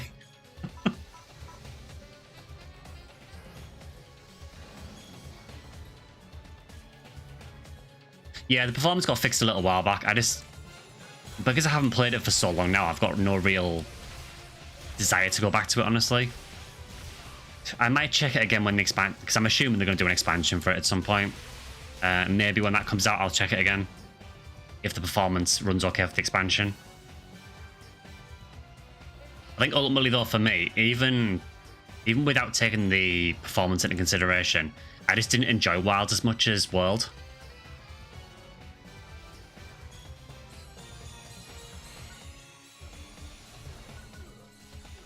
Do you want to buy Monster Hunter Stories 3? Yeah, I want to play that. I've never really played the Stories games much, but they do seem like pretty fun games, so I might check those out.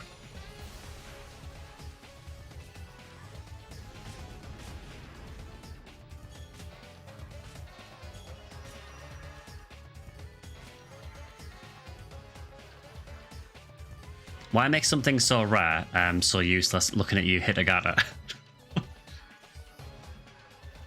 Yeah, well, Hitagata's fine. I mean, it's not. It's a terrible weapon, but it's not particularly hard to get.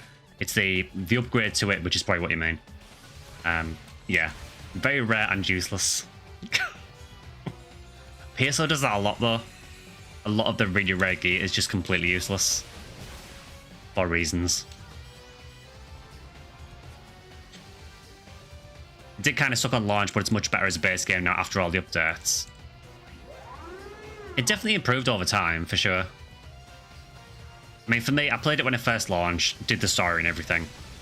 And I checked it out more or less every title. Well, I checked it for the first few title updates. I think the last time I played it was the title update before the Final Fantasy one, I think. which I know was a long time ago now. I know the game's totally changed since then. For some reason, I just don't have any desire to go back to it.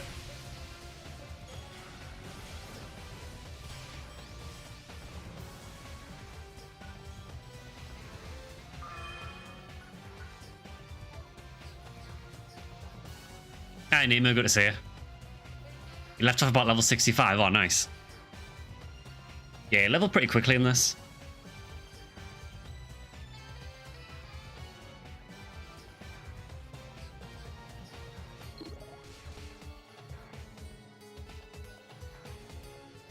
Most of it was spamming the Easter event. The events are really, really good for, you know, for getting quick levels, so I don't blame you.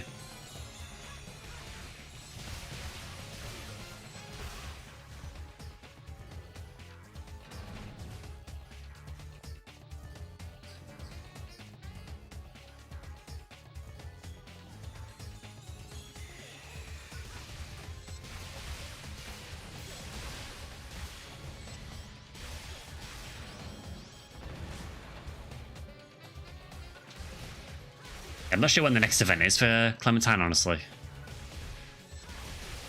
The Easter event got me from 190 to 200 in under a week, but I went hard. I mean, that's really impressive because the amount of experience you need to get from 190 to 200 is ridiculous. Oh, what's this? Blitzfender. I mean, it's cool, but...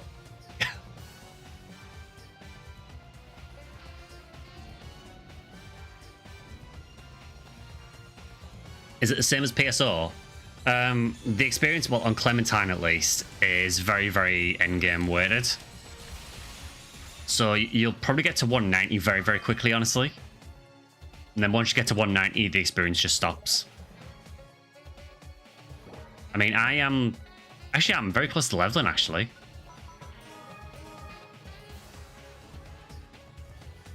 I say that. So my experience bar is nearly full.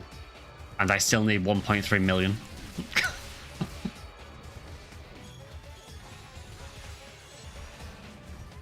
Next event is summer, okay.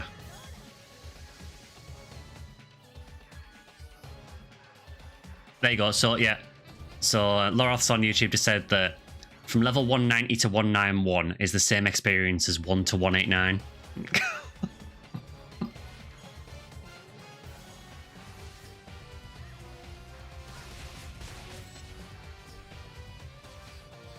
Figures, yeah. Are people not fighting for the Hydra regime anymore? Not today, apparently. I see you've redeemed it, though, so I will sort that in a second.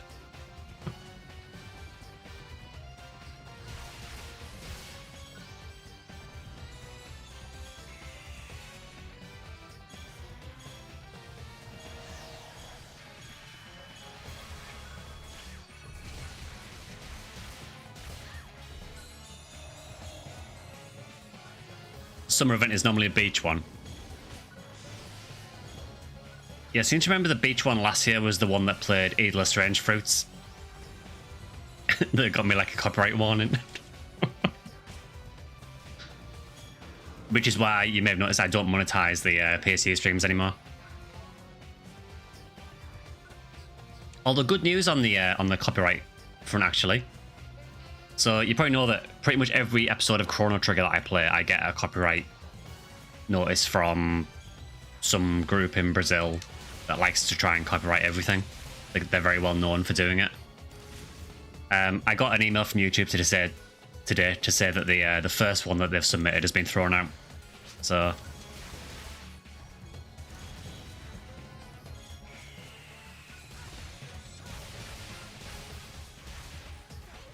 I think basically what they do is so when the claim gets submitted, if I dispute it, it gives them 30 days to respond to the dispute, and they basically just never respond to the dispute.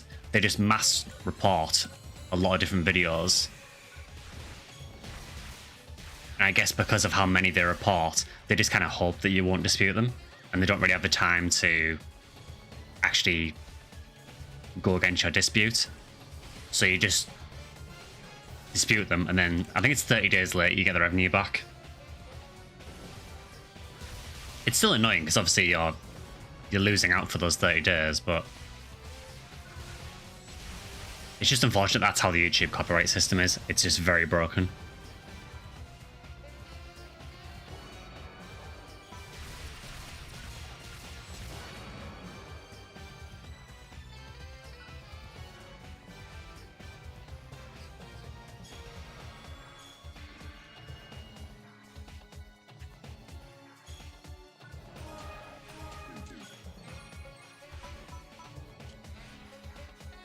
Alright, time for this dude. This boss is... I quite like this boss, but he's annoying, really annoying for Miller. Also, probably volume warning, because he'll probably be loud.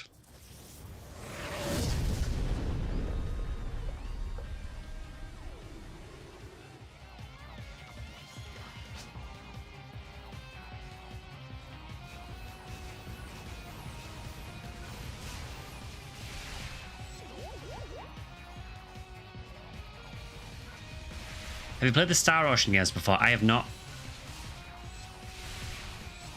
I looked into them very briefly to see if I was interested in playing them, but it kind of looked difficult to find like how to play them all. It seemed like on Steam, I think there's only certain ones available on Steam.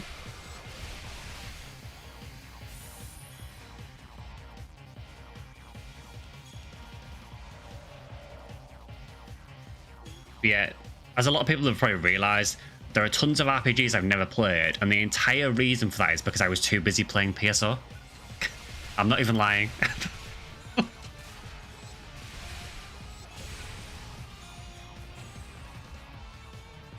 Yeah, so this is when he gets annoying, because your one target that you use for melee is now not available to you. So good luck.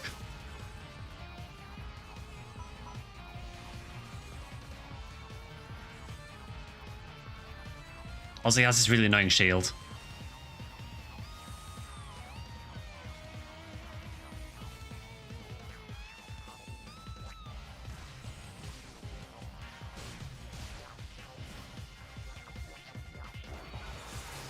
I mean, you can occasionally hit his arms if you can catch it right, but... So I can hit his arm fine there, but he moves so much. You normally just end up shooting him. Star Ocean 2R and 3 are amazing, the rest, eh.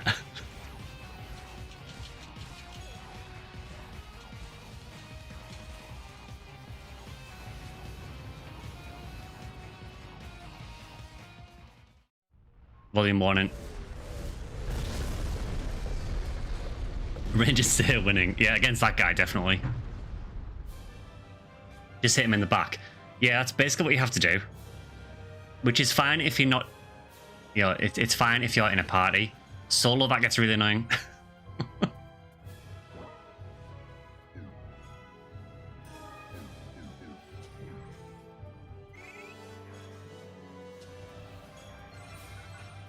You heard it here first, folks. PSO is a parasite that sucks players out of the JRPG genre. It did for me. Yeah, from like 2003 until... Well, I was going to say for a few years, but no, probably till like present day. There are lots of games I never got to play because PSO just got in the way completely.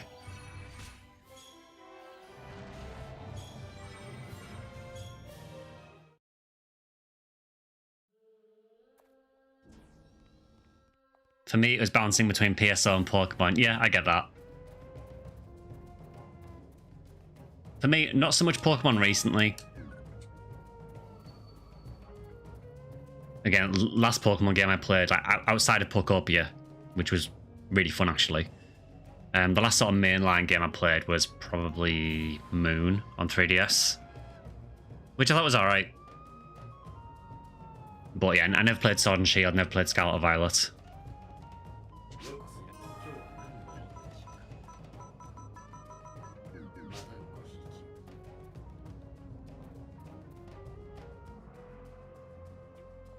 I know I say it every time I come to this lobby.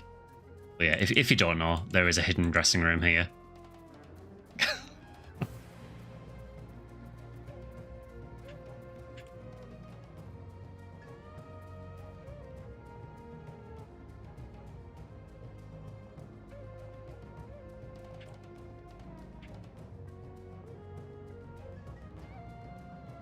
I like how Demi is entirely underwater.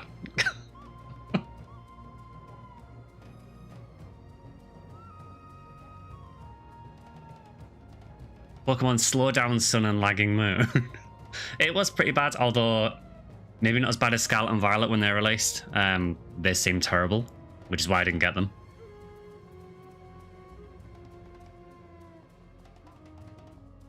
When PSO was out, I was on this, Eternal Darkness, F-Zero GX, and Star Fox Adventures. I played quite a bit of F-Zero GX as well. Yeah, F-Zero GX is sick. I love that game. Right, is there any quest here?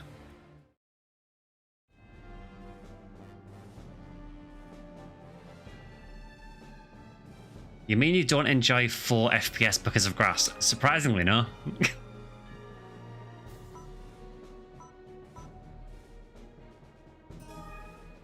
Okay, let's do Red Hot Jungle. F-Zero GX soundtrack was great, it was. We can do some ultimate. We can do some ultimate. Yeah, let's return to city. And then I guess, what, do we go to the... I guess go to the Guardians Hub?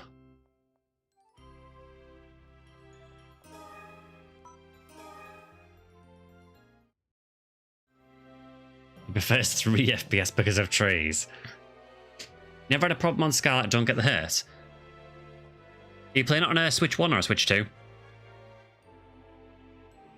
Because I know lots of people have problems with the performance on the Switch 1. I mean, I don't know what it was like if you were playing it docked. Again, I didn't play it on Switch 1, so I have no idea. I've just seen videos of what the performance was like. Switch 1 OLED, okay.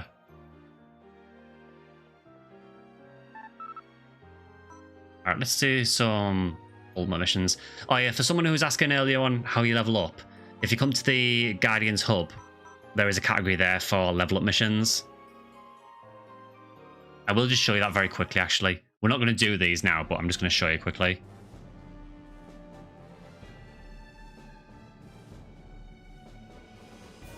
So you can see you've got all the different ranks here.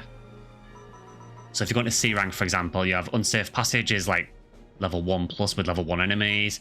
Then there's level 5 enemies, level 10 enemies, level 20 enemies. Then you got a B rank, level 30, level 40, level 50, level 60. So you can see it just gradually goes up in level. So it's a good way of sort of working through. It gives you a good 2 of the different missions as well. I think it's a much better way of getting players into the game.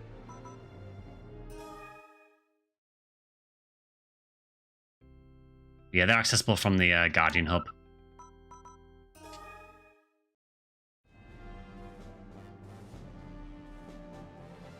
There was some slowdown with the DLC, even docked. Oof. I mean, from what I've heard, I think it runs really well on the Switch 2. I mean, it should. Alright, let's do a colony mission.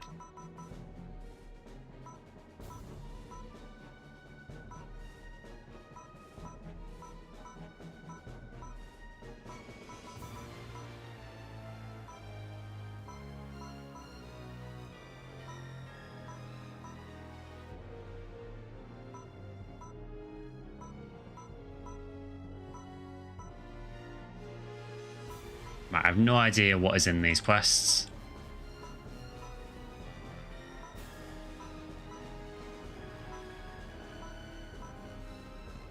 Do all quests have the experience buff? I think the level up ones might.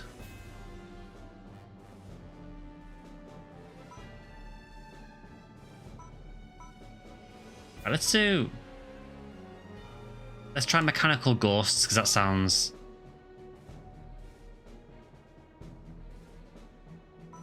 Actually, no, because we've just done machines, so let's do something else. What is Rising Malice? Yeah, let's do that, sure.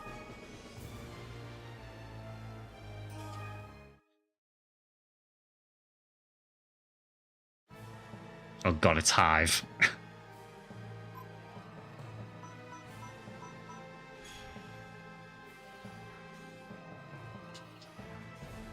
A lot of the issues come from Scarlet and Violet constantly loading the entire ocean, which is apparently 4 times the size of the actual playable area.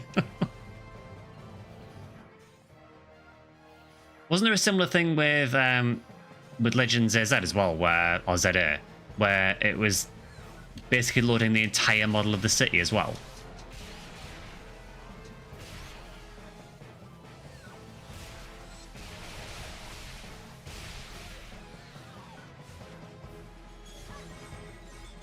I don't see the lobby you're in.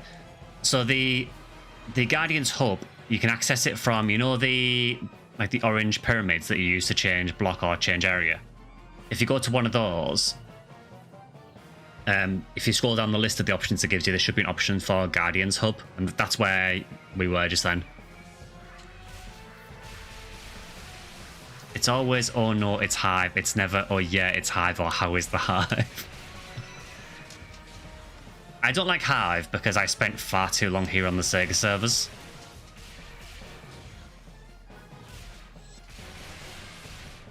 Quick Vigeri resist. Do I have Vigeri? I do.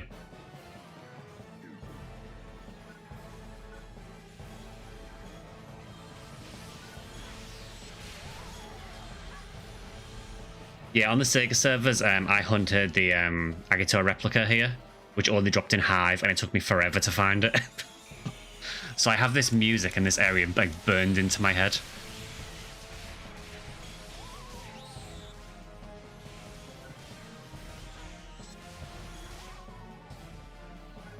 I would assume it beats the White Beast map. I mean, I think everyone remembers the White Beast map because everyone was forced to spam it over and over again.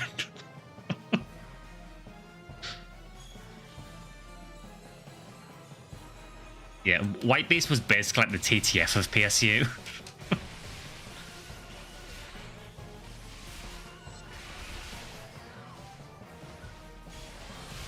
It's kind of sad because you had this sprawling world with loads of different lobbies, but everyone was in the same lobby.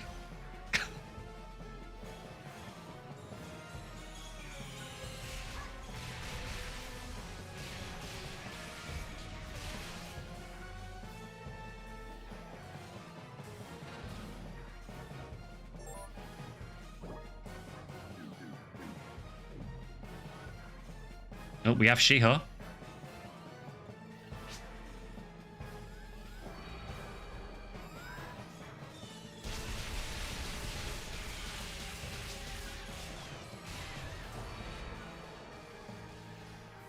Then the mag event came and White Beast was replaced. Yeah, pretty much.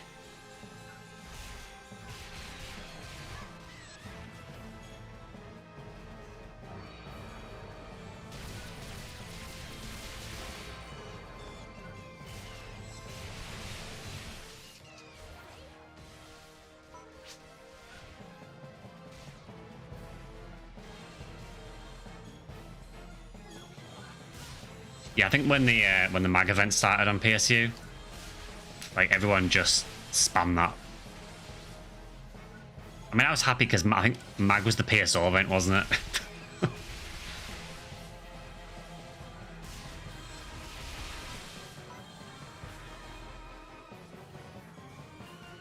Bell Gremlins, I hate them. Yeah, Bell Panons honestly are one of the most dangerous enemies in Hive.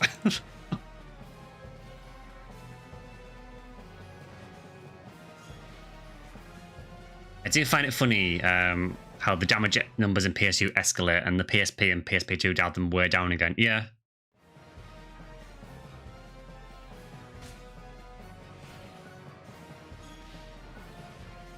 And then later we got PSO2 with its ridiculous numbers. In PSP2 Infinity Data raise you. And it's kind of ridiculous like how disgusting the Bell Panons are in this.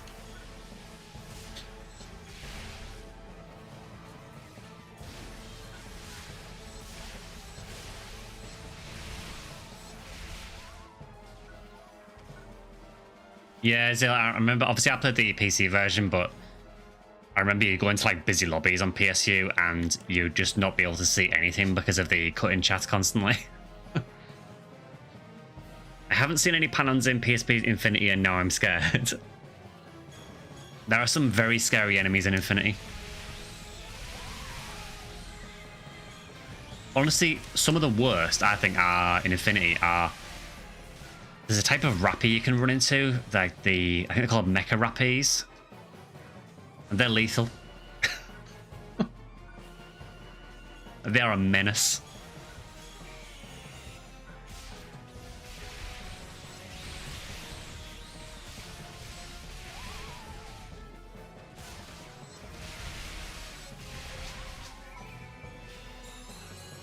They dropped the SGS. I mean, of course.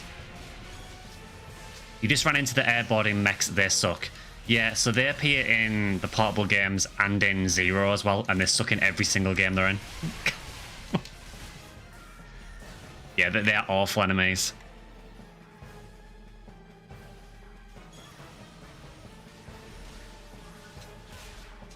A lethal rappy Satan, so...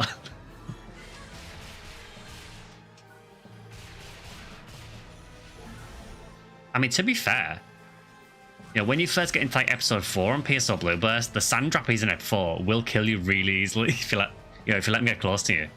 They crit so much.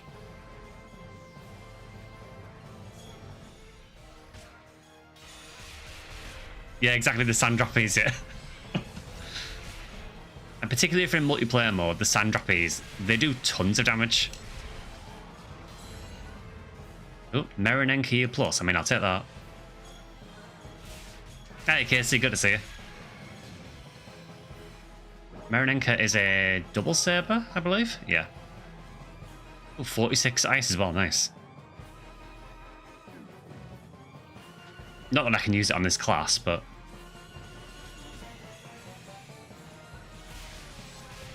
And the beach rappies from Infinity were sand droppies who can freeze you. Yeah, Infinity is really funny because like the higher level stuff in Infinity, you can get deleted so fast in that game. I know I played it recently and I was showing like how busted some of the techs and that are. You know, you can juggle things really easily, but if an enemy hits you in Infinity, you can die so easily.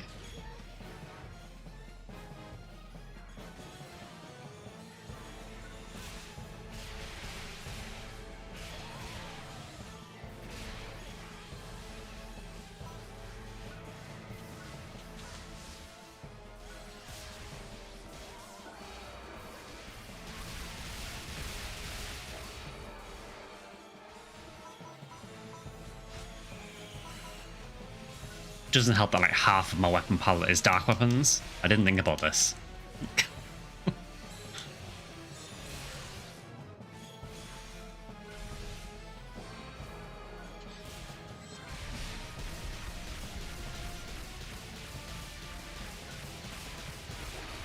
Yeah, I still feel that Infinity is probably the best of like this series of games in, you know, the Gurhal system games. But Clementine PSU is a really good alternative if you can't play Infinity.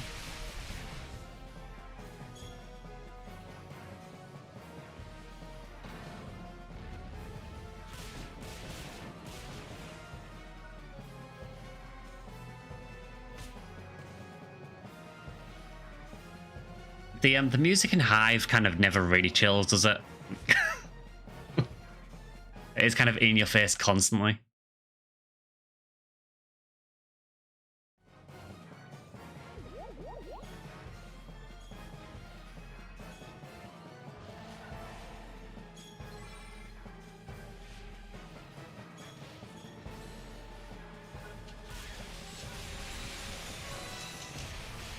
Yeah, seriously, I spent so long hunting that sword in Hive. This just brings back bad memories.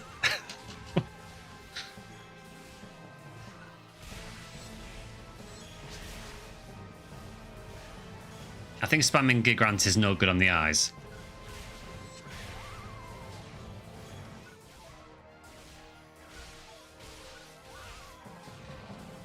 Hive kind of lacks the PSO overlaid soundtrack to make it more enjoyable. I think that's where it might be. So obviously PSU, for some reason, didn't really use like the dynamic music. Like this music would be fine if this was like the combat theme in Hive, but it doesn't really have like a calm equivalent for when you're not fighting. I never even really thought of that, but PSU doesn't really use dynamic music. Good old days of PSU, I miss it. Yeah, you can still play. Yeah, good to see you as well, Superman.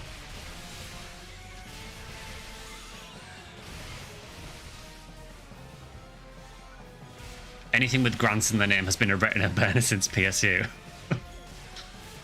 It only gets worse as well, like, you know, PSO2 and NGS, like the particle effects and everything get ridiculous. And on NGS, I basically turned down most of the particle settings because it was just blinding every time you got like a PSE burst or something. And it's still too bright.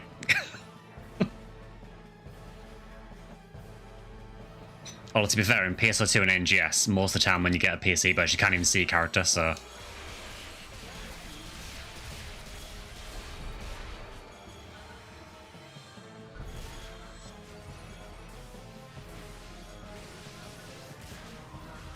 Yeah, that's really interesting though, and really never thought about the dynamic music, that they just got rid of it for PSU. I wonder why they decided on that. I mean, I know the dynamic music in PSO can cut in and out a little bit suddenly sometimes. But it was a really cool thing. And I think it worked pretty well. So I'm kind of surprised they didn't keep using it for PSU. Claw weapons used in Look Door. Yeah, these are... what are they called? Dual Phantasm.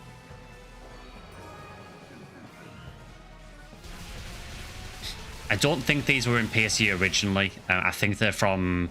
it's either from PSP2 or PSP2 Infinity.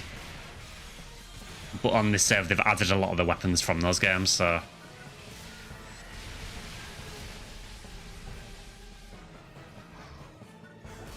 Nostiga back in the day would like you out, yeah, it would.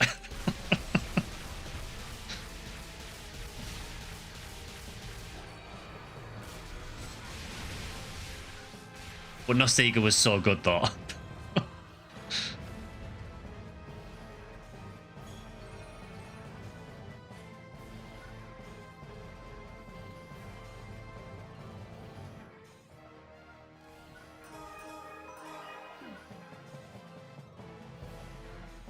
You're talking about first appearance.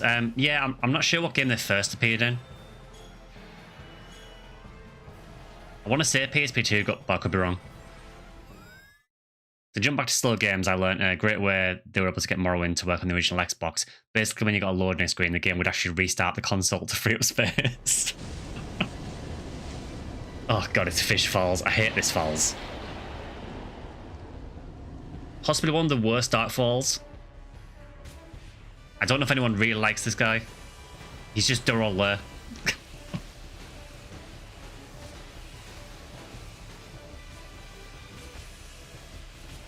Oh, come on, I got hit by a 1. Hey, Void Money, good to see you. Durrell AI upscaled.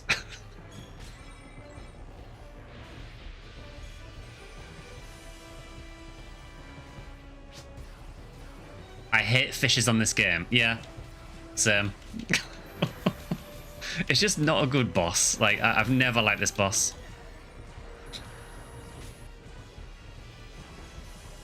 I still question their decisions on this. I mentioned it in the Dark Falls video I did recently, but basically, Falls wasn't in base game PSU at all. It was the expansion that introduced him, and then this was how they decided to introduce him. But yeah, what we're going to do is make the series like main villain just a reskin of Durrell. I'm sure everyone will like it. It looks imposing. I mean, it does kind of, but it is just a big fish.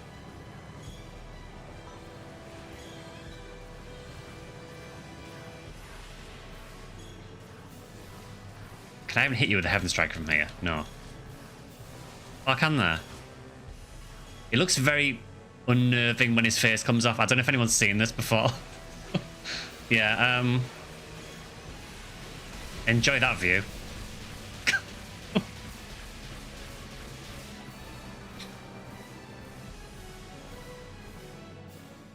Dark Falls, by the way.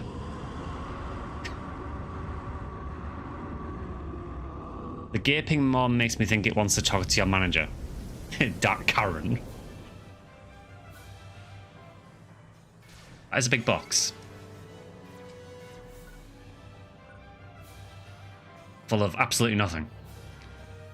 I can't comment on what he looks like. But it's probably for the best. Also, what the fuck is Dulcfakis? I think for Dulcfakis, I think what they wanted to do is, I guess maybe they wanted to try and distinguish it from the other games a little bit. So they wanted like a similar enemy.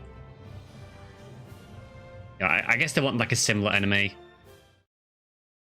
but didn't want to call it Dark Falls. But then in the expansion, just decided to bring back Dark Falls anyway. So. Alright, let's see what we're doing now. So I kind of feel with PSU they wanted to try and separate it from PSO. You know, it was a new, pardon the pun, but it was a new universe. So maybe they wanted to try and split it off from PSO. But then given us an enemy that is just blatantly Dark Falls. Right, what have we got? Let's do a para mission.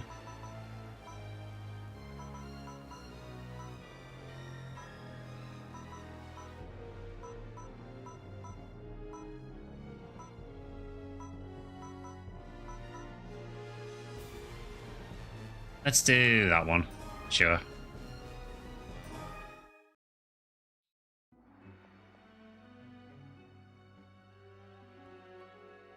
So I'm going to assume light element again.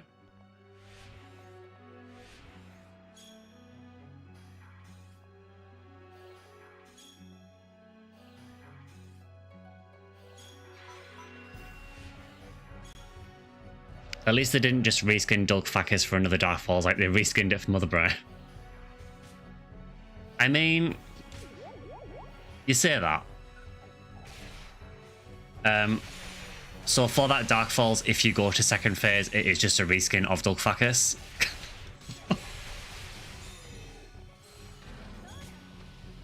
Oh, these are fire element, aren't they?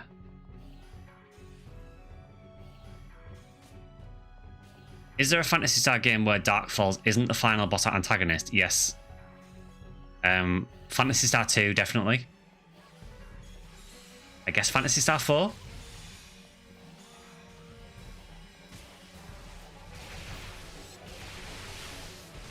Yeah, also PSO 2, I guess.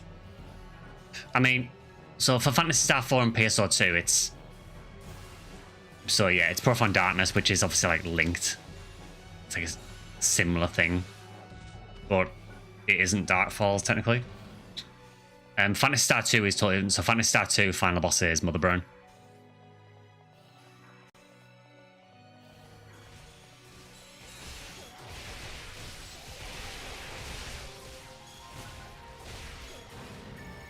Although it doesn't feel like the final boss because Dark Force is still way harder.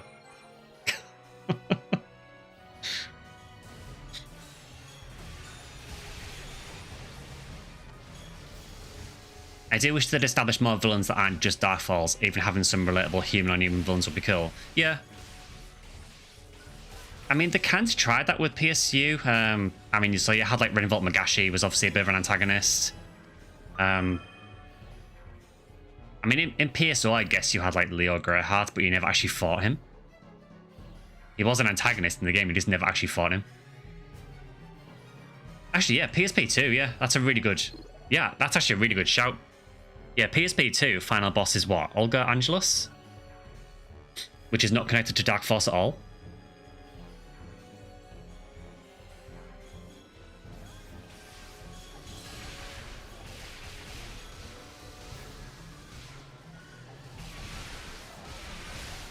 Yeah, Kamahan, the Sun King, exactly.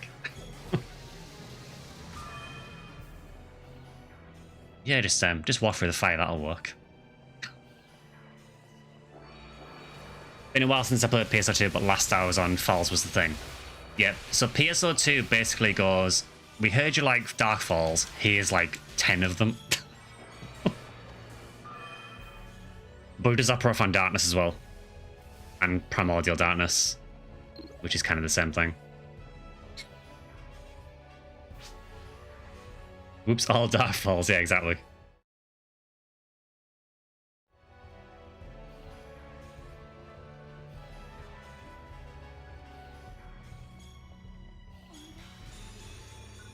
The thing is though, with PSP 2, then they released Infinity, and then the final boss was just Dark Falls again.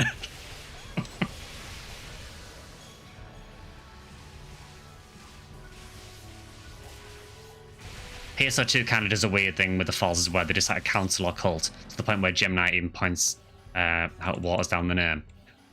Yeah, they're all like sort of like different fragments of Dark Falls down there in PSO2. There's an even funnier thing concerning Dark Falls in PSO2, but that will fall into heavy spoilers. Yeah, man, I don't know how many people are going through the story of PSO2, so... But yeah, they do veer off from Dark Falls occasionally, but it is very much like the main villain, so the majority of the games are going to have it as the main villain. I think Zero is one of the weirdest ones for that, because for like the entirety of the story in Zero, you're under the impression that it's going to be Mother Trinity as the final boss. And then you fight her as the final boss, and then it goes, surprise, second phase Dark Falls. I mean, I guess the implication is that Falls was kind of like corrupted her or something. But it's very weird how it doesn't really talk about Falls for the whole game, and then you just get slapped with it as the final boss.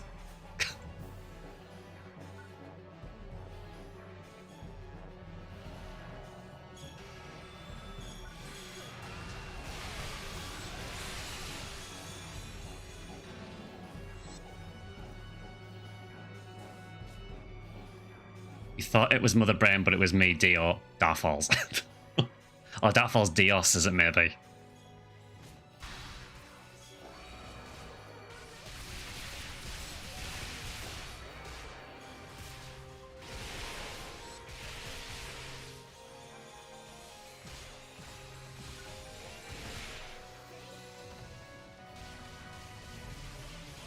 We heard you like Dark Falls, so we made you a Dark Falls from another timeline and then gave you access to Dark Falls playable characters.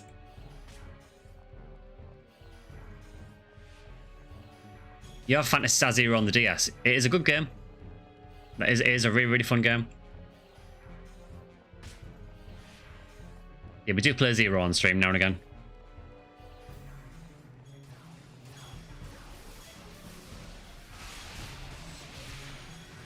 Yeah, I mean, it does kind of feel like that, doesn't it? That it's almost, in PSO, it's almost like, who isn't a Dark Falls?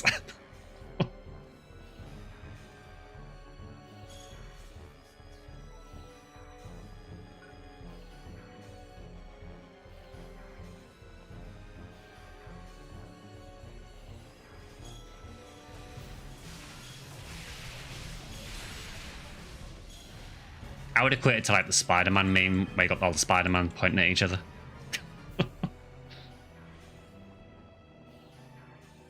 You were thinking of picking up a DS cart to play Zero as well. Yeah, Zero is really, really cool.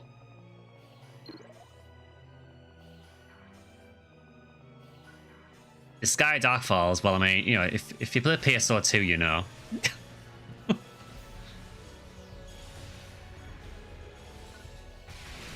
Yeah, even the boxes are Dark Falls. Thankfully not in this game, but... It is still very funny, isn't it, that that's how they decide to introduce it in, like, in more than one game.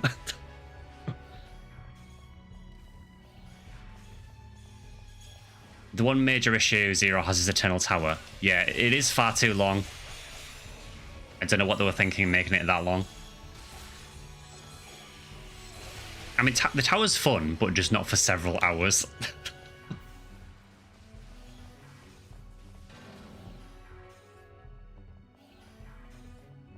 It's pretty cheap on Amazon and eBay. That's quite surprising for a Phantasy Star, honestly, because you tend to find that they're quite expensive usually.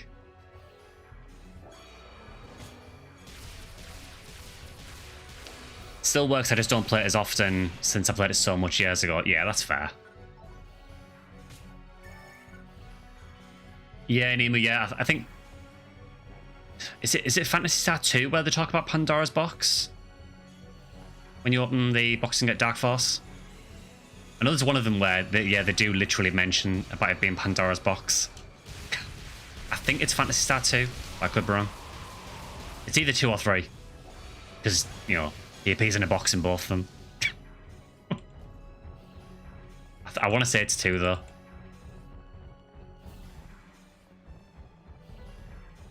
Honestly, I still feel like the way they did Darkfall Sin 4 was like some of the best.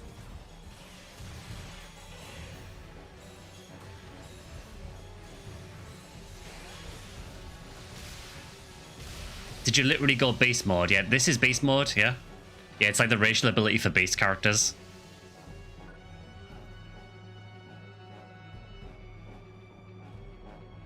Oh, is it 3 where they talk about Pandora's box? Falls is way more talkative. I know he does like his villain monologue at the start.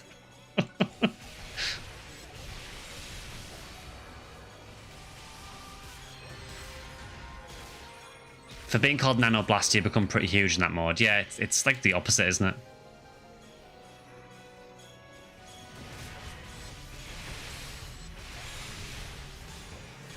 Two, he just pops out the box. Yeah, I can't remember if he says anything in 2 or not when he appears. I'd have to go back and look at the VODs again, because I'm not fighting it again.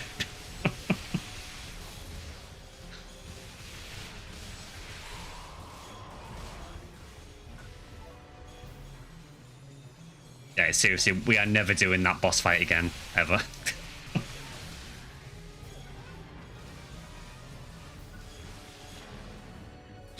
Do enemies level up average with the party, or is this area just 200? So when you start a mission in this, it will tell you the minimum level that you need to be to do the quest, and it will also tell you what enemy what level the enemies are as well. So for this quest, it is, I think we have to be 180 plus to be able to run this, and the enemies are 200 plus. Unfortunately, it doesn't give you an exact number for the enemies because it'll say 200 plus, but you might get some that are slightly higher. It's usually the bosses. Maybe the bosses might be a little bit higher. Yeah, nothing scales with you as such. The way it works is, like, as you get higher and higher level, you can do higher and higher ranks of quests, which have higher and higher level enemies.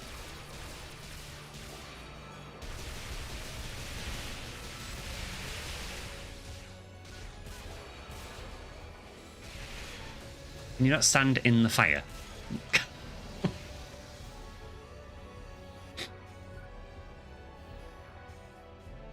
Yeah, I can't remember what the max enemy level is in this, whether it does cap at 200 or if it goes higher. I honestly can't remember. I know on PSP 2 Infinity it goes up to like 250 for the enemies. In PSU and PSP 2 and Infinity, enemies are usually 5 to 10 levels from where the mission says. Yeah, I would agree with that. Unless you're doing an Infinity mission in PSP 2 Infinity, because those can differ wildly depending on what disc you've used for it.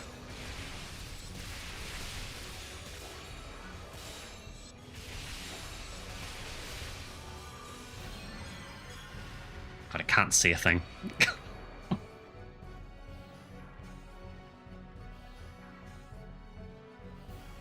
Also, we actually have a full party.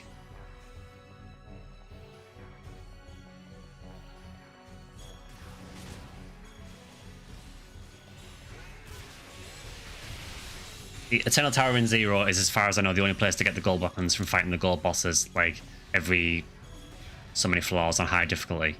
Yeah, so I think there are certain bits of gear that only drop from the mother bosses that appear in Tower. And then right at the top of Tower, you've got Heaven's Mother, which has some drops as well.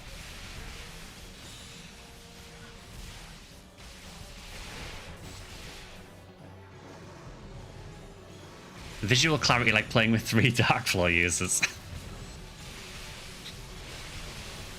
If you want bad visual clarity, seriously, NGS during a PSE burst is pretty much impossible to see what's going on.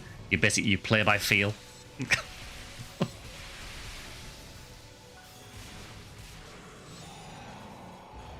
Is she OP like in Infinity? I'm not sure. I've never fought Heaven's Mother in Zero because I've never decided to do the entire tower because it's several hours.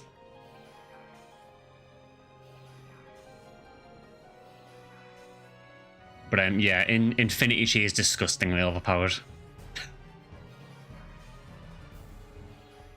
As you probably saw if you watched the last Infinity stream.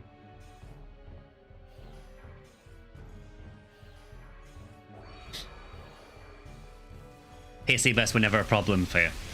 Just spam Zondeal and left click. Yeah, seriously though, in NGS sometimes it gets so bad. I mean, I think it was the same PSO2 Classic as well. Sometimes it is so bad that you literally can't see anything. You can't see where your character is at all. Everything is just particle effects.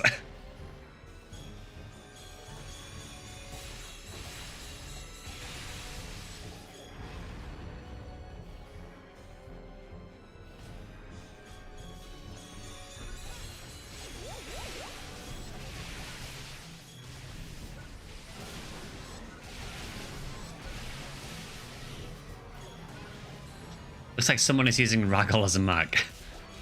There are some of the... I can't know if they're range mags or tech mags, but I know some of them do look like planets. Yeah, that is... It's probably New Days, I imagine. Because I know New Days is like a green planet in PSU.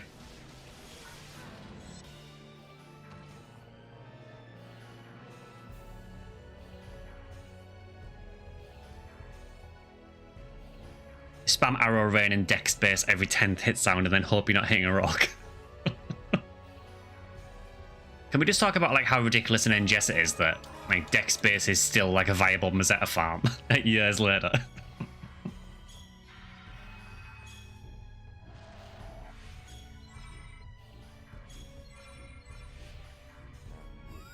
I mean, at least at the minute you've got the Alter Realm Rappies that actually give really good money, so that's like a nice distraction. But outside of that, it's kind of crazy that deck space is still one of the best places to get money in NGS.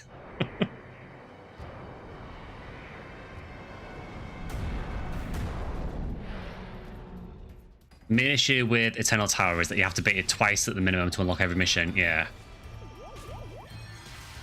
I think, doesn't it unlock like more storage or something as well? Or more inventory space or something for your character?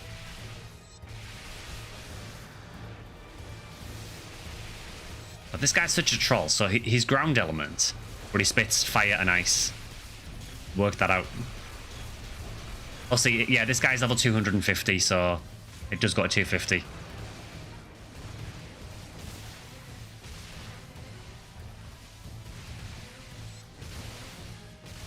Is there an event right now or just regular missions? It's just regular missions at the minute.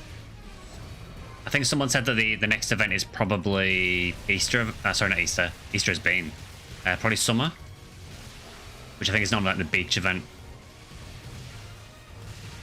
But yeah, we're just running some regular missions. Just some ultimate missions at the minute.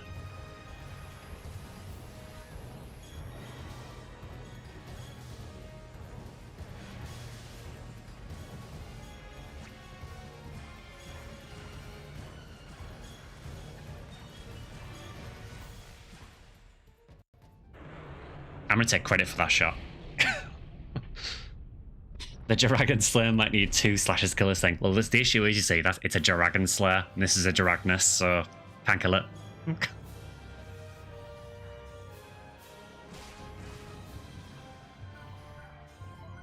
Right, anything good at all? I mean, photon drops. Yeah, basically nothing. You stopped playing for a while. Yeah, there's no event on at the minute, so people are just running like regular ultimate quests at the moment.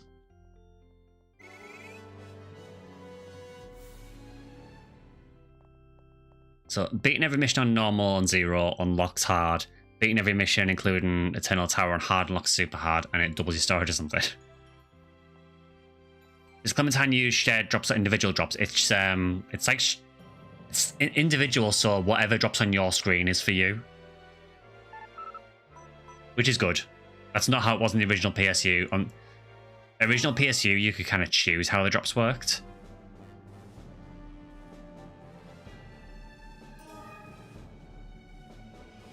So you can see here, if I go to... I should say New Days. And what you can do is you can basically choose... The way it worked on the Sega servers is you could choose either the old PSO method where whoever got to the rare first got it, or you could have it where every time a rare dropped, it would be assigned to a random person. Or you could have it where every time a rare dropped, it would go in order in your party. And then after everyone had got a rare, it would then mix the order again. Let's do... What else have we got? Let's do that one.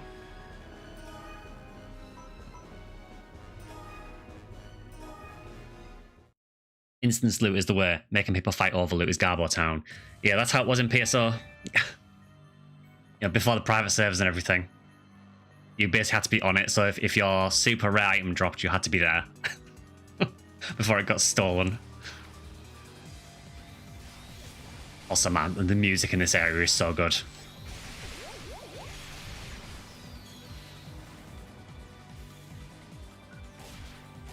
Again, this is one of the areas from the Portable games. No on accord. It depended on who you were with. So, back on like GameCube, if I was playing with friends, what we typically used to do was we all kind of knew what each other were trying to get. And if we were hunting in an area where someone wanted something, we did a system where everyone could call one drop. So let's say I was hunting for Sealed J Sword, because let's be real, I was hunting for Sealed J Sword.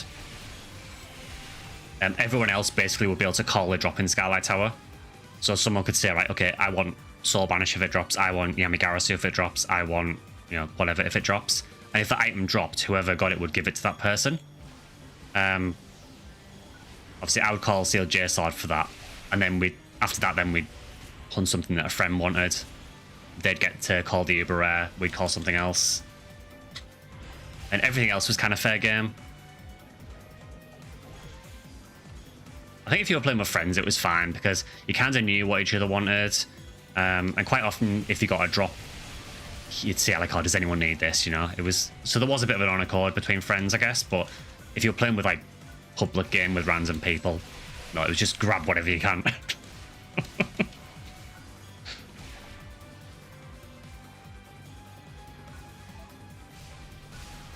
Which is why I didn't really like doing SGS hunts much in public games, because...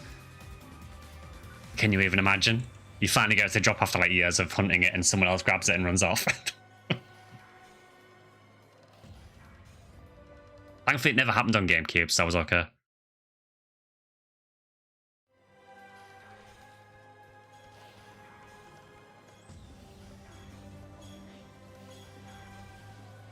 And I kind of feel that's maybe why PSU introduced like the changes to the drop system. That sounds sickening, yeah, pretty much. I mean, again, we were talking about the drop rates earlier. Can you imagine playing on Dreamcast, getting that like 1 in 1 million drop or something, and then someone else gets it? I think at that point you would just give up. You would just quit.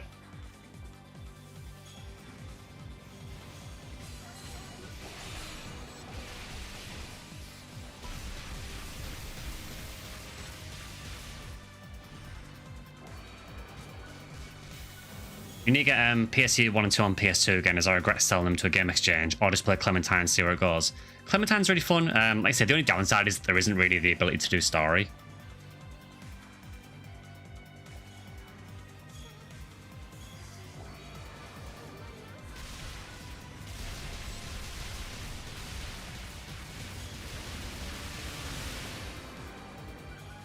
You'd just sell the Dreamcast if that happened.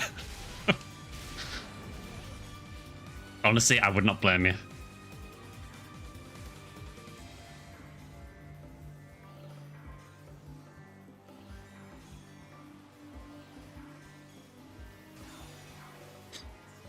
Just ran this, heard about the Clementine PSU from a friend helping about with testing and such. Oh, nice. Yeah, if you've never played before, this is basically the only private server that I know of for PSU.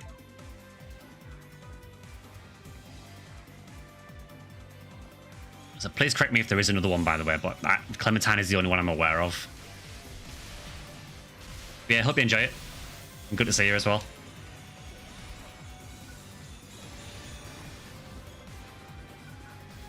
Yeah, I would say that the reason they changed the way the drops worked in PSU is maybe as a result of that.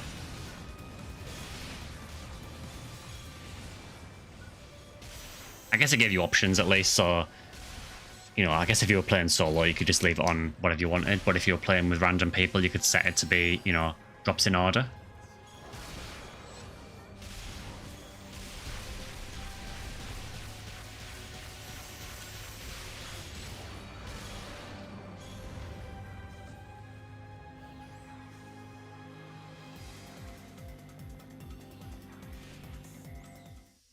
Honestly, I think one of the main things I miss from PSU is just the fact that you could have 6 people in a party.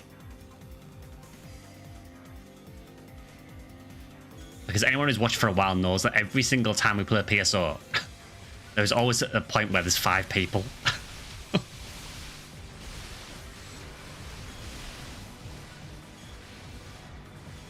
Skylight and his scythe doing the most literal form of farming. 6 in PSO would be crazy. It would. I mean, obviously the game is not balanced for it, but it is just annoying with PSO that, you know, quite often we'll want to do a run and then 5 people will be there and you're like, oh, I really don't want to make one person miss out.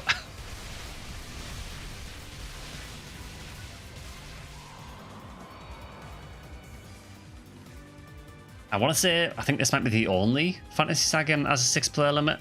Obviously, PSO 2 and NGS, you can do multi-party areas and quests that add more. But even in those, the actual party size is still 4. I do not want to use that on these.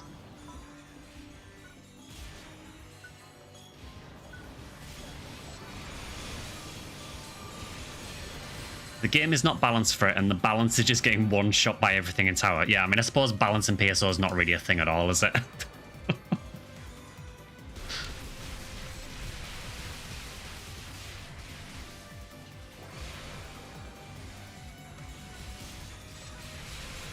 If the groups were 6 instead of 4, it would make Tekra and PSO2 even less played.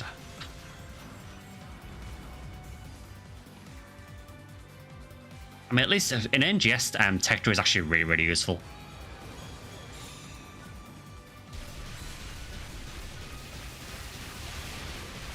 All I can see is explosions. You'd like to play on this server at some point, you missed this game. Yeah, it's pretty easy to set up, honestly. Again, yeah, server's called Clementine.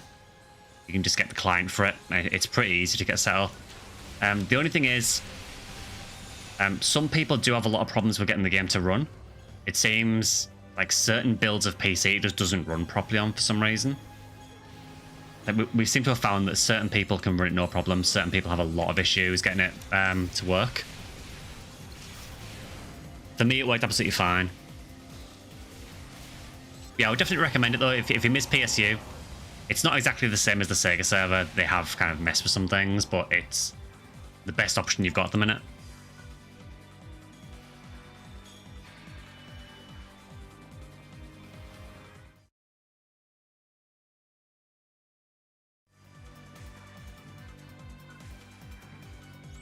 I bet the PSO original party limit is partly because of hardware limitations, but also because 4-player person co-op goes back to Gauntlet days. I mean, I guess in PSO they kind of built the story around it a bit as well with the whole 4 heroes thing.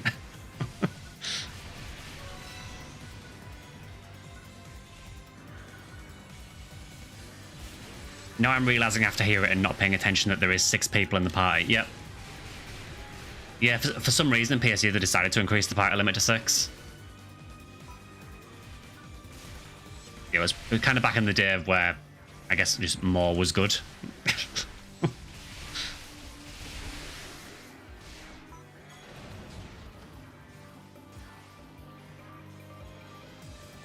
All I see is explosions. Yeah, well, I'm not wrong.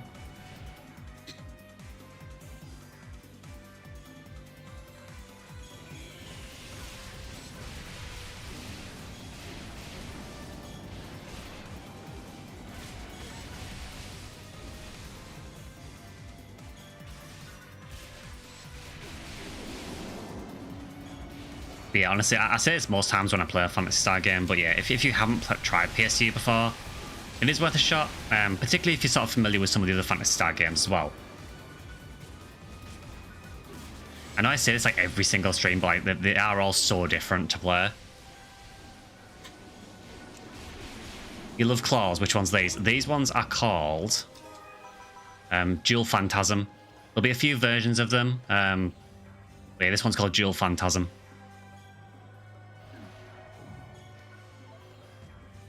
Should note as well that obviously the animations I'm doing will differ because there's loads of different photon art you can use that'll differ the animation you use.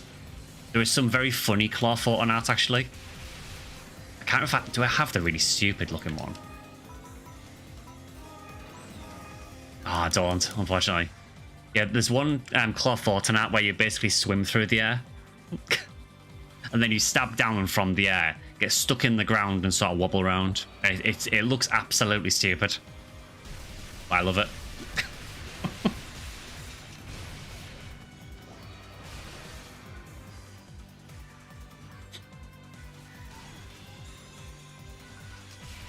In the PS2 days, it was 4 per party. No, it was 6 per party on Sega server as well. I don't know, maybe it was a limit on PS2, possibly. I don't know, because I never played PS2. But definitely on PC, you could play with 6, for sure.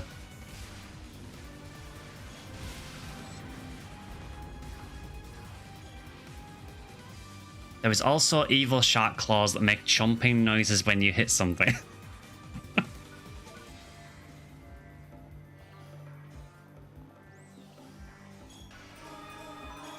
Okay, no idea what the boss is. We'll find out. Used to play Phantasy Star Online a lot. Nice.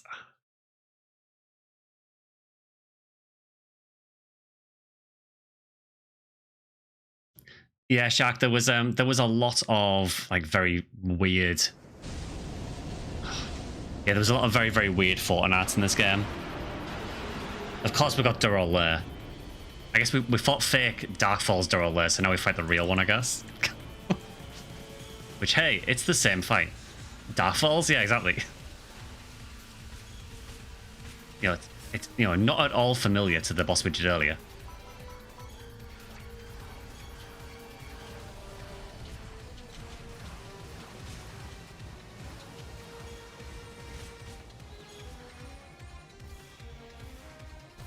Yeah, this boss is in PSO, yeah. This is literally Gurhal there again. He looks a bit different in PS here, but yeah, it is Gurhal there.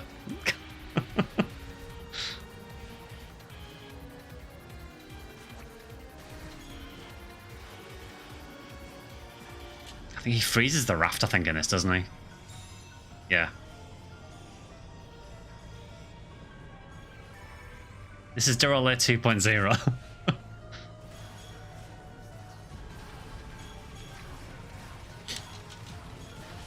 He does have armor, so you can still do things like breaking his face off. And we've broken his tail off there. Unfortunately, he doesn't really like jumping on the raft in this one, which is a problem when you're melee. I think the best he does is he kind of comes alongside the raft now and again.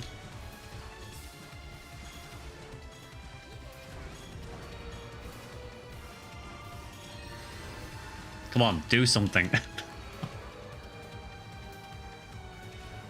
Would you like to come alongside the raft? Is that something you can do? No? Oh, his heads just fell off. Dark Falls is Gurhal 3.0, yeah.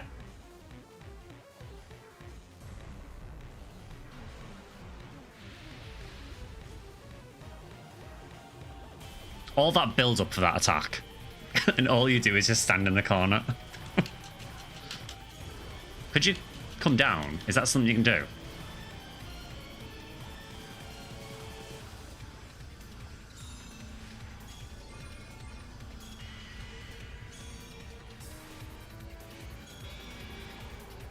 Imagine if this game had PS Zero's Earthbolt up here, people wouldn't use anything else. Oh, he's coming over.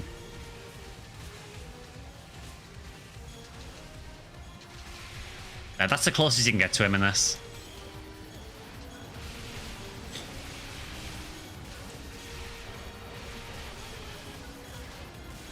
It's not even worth doing a nano blast because by the time I do it, he'll probably move away anywhere. Or he'll just die. That also works.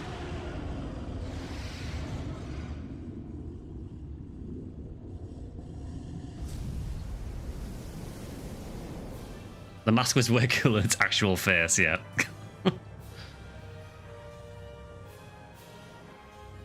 What version of Gurhal Lair do you prefer? I mean, I'll be honest, I don't really like any version of Gurhal Lair. I've never really liked the boss in any version.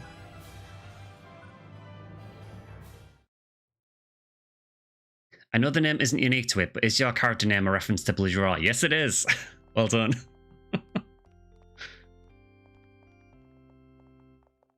Yeah, it's also why she's a beast.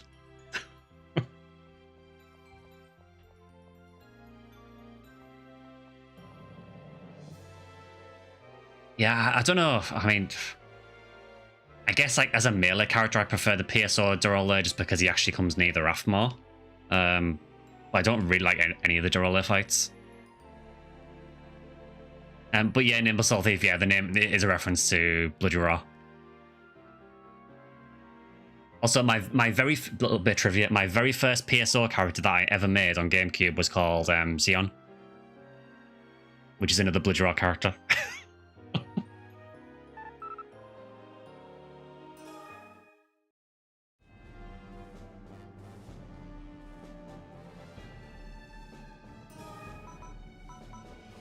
Let's see, let's do...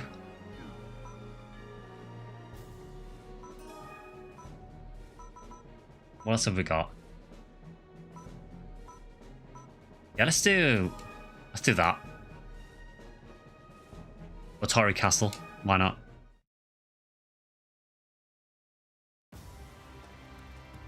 Gotta head out, thanks for having me. Oh, no worries, that's funny. Nice for joining as well.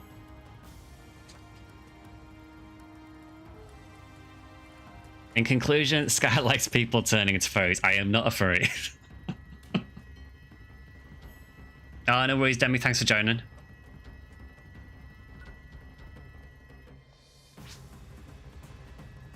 Thankfully, no Del Biters. Yeah, they didn't put those in, thankfully. Primal Fury is my jam. I love playing as Shenlong. Yeah, the one I played the most is probably Bloody Raw 3. I did play some of 4 as well, unfortunately. If you know about Bloody Raw, you know about the problems with Bloody Raw 4.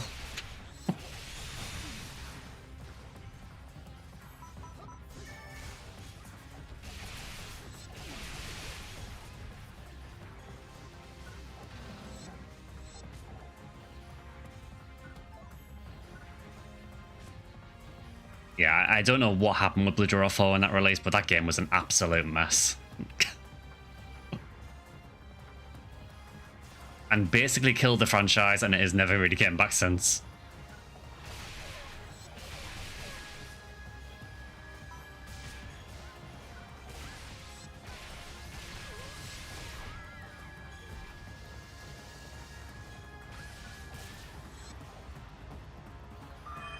Not typically a fighting game, but I love Bloody Raw. Alice and Long were my strongest characters. I mean, to be fair, I am absolutely hopeless at fighting games. I'm terrible at them. I love Bloody Raw and I love Guilty Gear, but I am hopeless at both of them.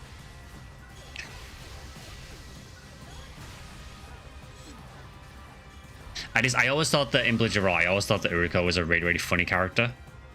Just because everyone else is turning into these crazy things like lions and, you know, God knows what else, all these really fearsome things. What does she turn into? A cat.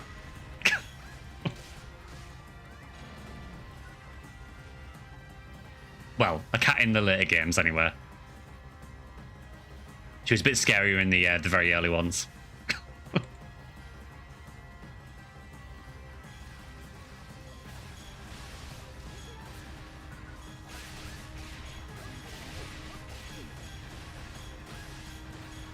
How mainstream fighting games have become, it probably wouldn't have much of a niche anymore.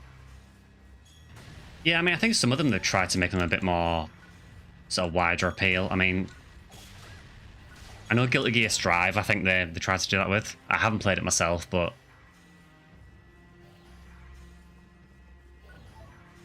yeah, I think I've just given up of ever being good at a fighting game. Unfortunately, I'm far too liable to start button mashing, and that doesn't really work.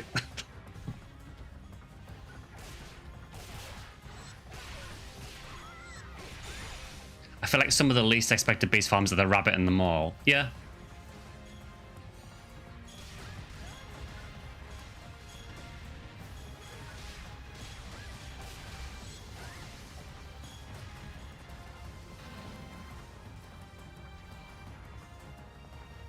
Bakuryu was a beast.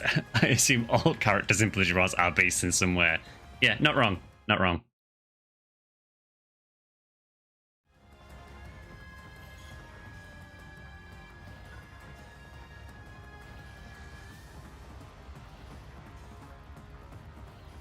What I'm saying is never really expect a fighting game on the channel because it would be the worst gameplay you've ever seen.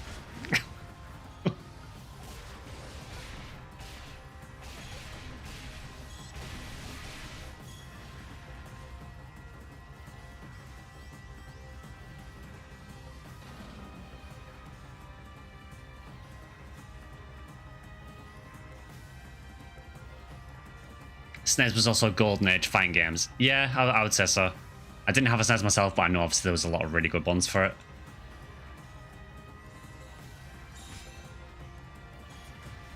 I played the Beast Race before and I like it. High HP and damage, but I think the dex of the Beast Race was lacking. It's been years, so I need to get back into PSU in general. Yeah, so Beasts generally have really, really high HP usually. Pretty high attack power, but they have accuracy problems for sure. Particularly like low level. Honestly, at high level, it doesn't really seem much of an issue.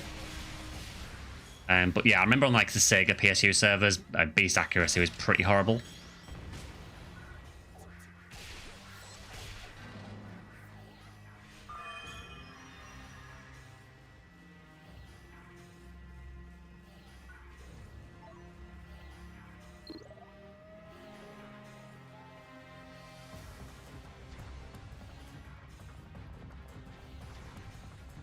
Yeah, it was the game where I memorized every single finish of every single character.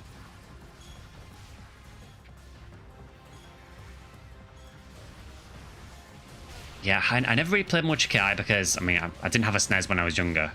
I don't know if it released anything else, so I'm not familiar enough with KI, really. I did play a lot of like the older Mortal Kombat games for sure.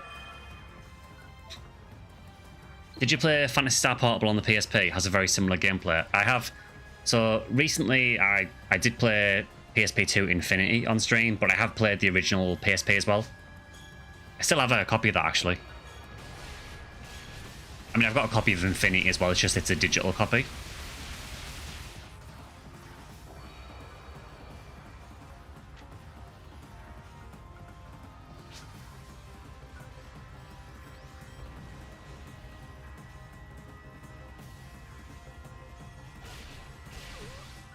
In fact, I think PSP on the PSP might be the only physical PSP game I've got. I think everything else I downloaded.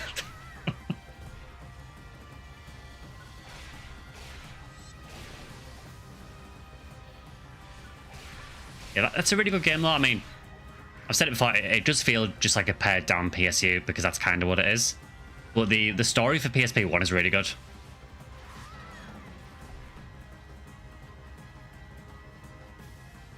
KI was SNES and arcade only, okay.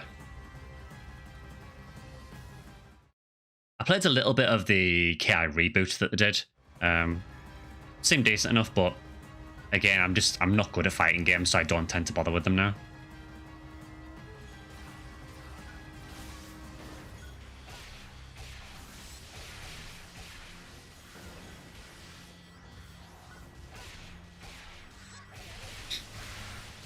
PSP 1 is good as long as you don't talk about the Helga boss fight.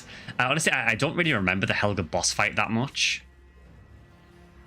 Obviously, I remember that Helga was like the main villain, but I don't really remember her actual boss fight much. Maybe I've like sort of tried to repress that memory.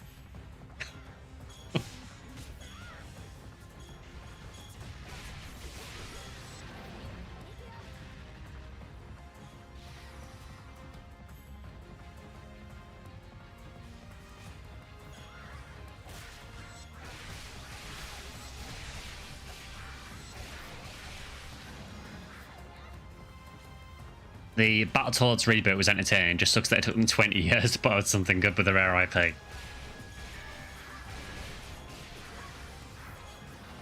Helga Fight was basically a bullet hell where each bullet takes off half to 2/3 of your HP.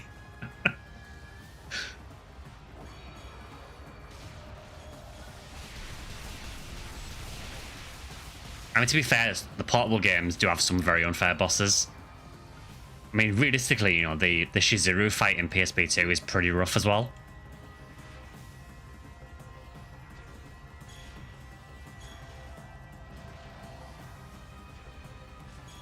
Particularly when you start fighting him and he starts cloning himself as well. And you end up fighting like 3 of them. But yeah, I see how it is.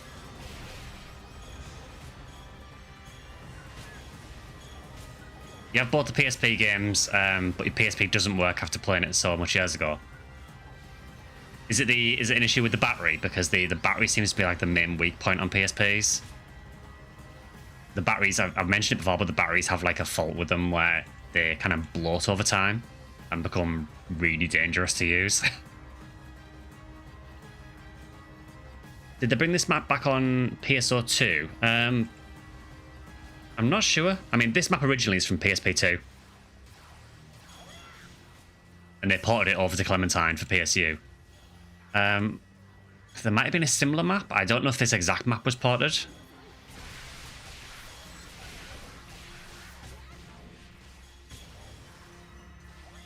Yeah, that could be what it is. Yami. So yeah, there was the Shironia and Kuron areas that were sort of very southeastern themed. Hi, Silicon. If trying to get back into Phantasy Star is New Genesis or just chilling on a private server for an older version better, I played PSO2 before they did the update. If you want like the current game, then obviously NGS is the one to play. Honestly, it's kind of hard to answer because I mentioned this earlier, but the Phantasy Star games, all of them are so different to each other.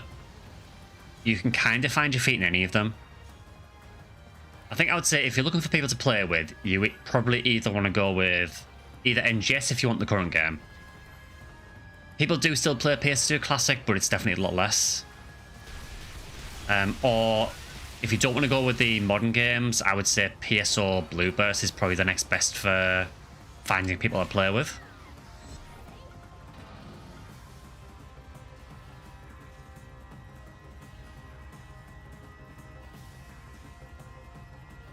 You really love PSO Episode 1 and 2 for GameCube and Xbox. If you love that, then PSO Blueburst is probably one of the best for you. Because that is essentially Episode 1 and 2 with the extra episode on top of it with loads of quality of life improvements.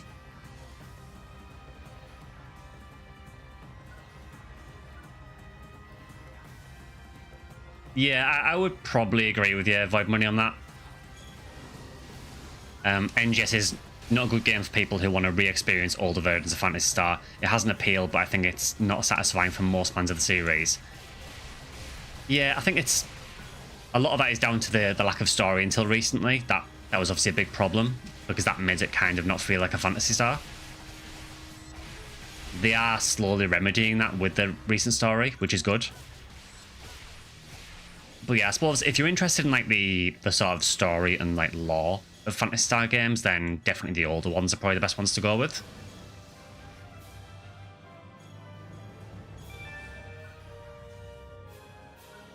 Loving the content. Oh, thanks for that. Yeah, what I would say is, regarding PS2 NGS, I would say try not to pay too much attention to the voices online. I know that's rich coming from me, who is a voice online. But there is a lot of what I would describe as like bandwagon jumping for NGS, where people have an issue with it and then kind of jump on the bandwagon and be openly overly negative about it. I would say that if you are interested in NGS, give it a shot and judge it for yourself. I would say try not to base your opinion too much on what other people are saying. For that game, I think it's one of those where you need to try it for yourself.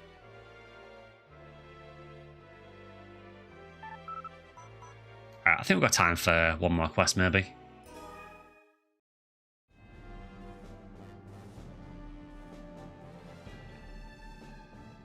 Let's hope that Sega puts in some effort into NGS now that the Super game is cancelled. I mean, like I said, they did say in the report that the existing free-to-play games are going to be strengthened, which would include NGS.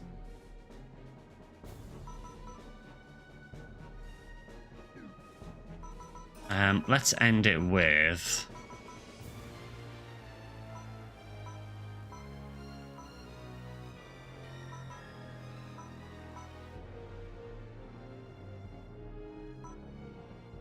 Let's do that one.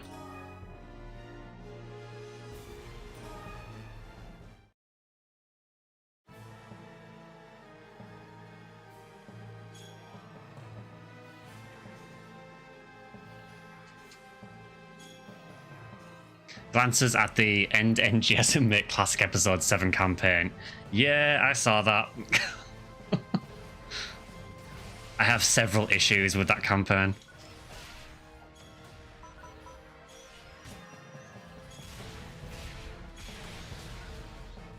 NGS is awful, I don't like it. I don't think it's awful, I think it's a pretty decent game overall. It's by no means my favourite Phantasy Star game. I will say though, a lot of people kind of idolize PSO2 Classic as like their favourite Phantasy Star. I don't mind PSO2 Classic, but I don't love it. NGS I think is fine, I think it's improving. But yeah, definitely not one of the best.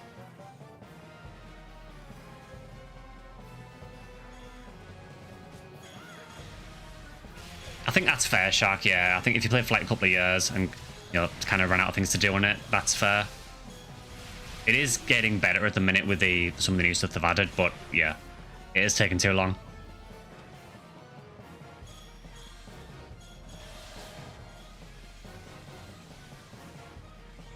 I think it's best if you try Affinia first, then Clementine, and if neither scratches the itch, go for NGS, mainly because of the file size. Yeah, it is a very big game. Just because you have to download NGS to even play PSO2 as well. But yeah, it's a very, very big game.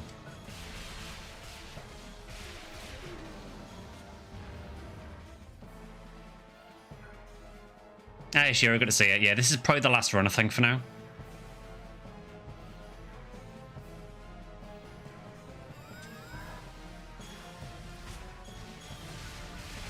But yeah, the campaign that they're on about in chat, for those who haven't seen it, basically there was I think it was like a petition campaign thing, and they basically wanted Sega to end PSO2 NGS, continue support for PSO2, and release Episode 7. I mean, there are issues with that. The game ended after Episode 6. The story is done. I mean, yeah, you could argue they could think of another antagonist to bring in, but like, where do you go with Phantasy Star? If you've taken care of Profound Darkness in Ep 6, where do you go from there? I just don't know what they would do for an Episode 7.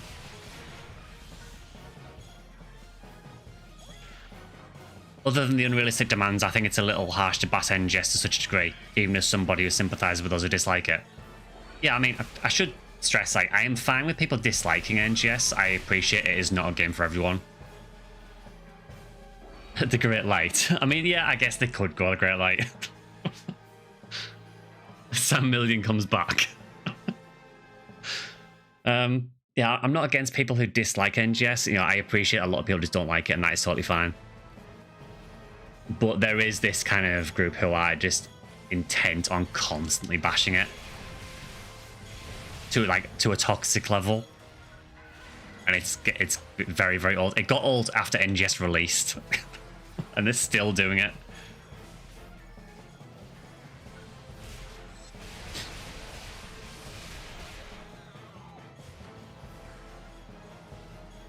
You could argue they could add a small episode that bridges the time between PS2 and NGS.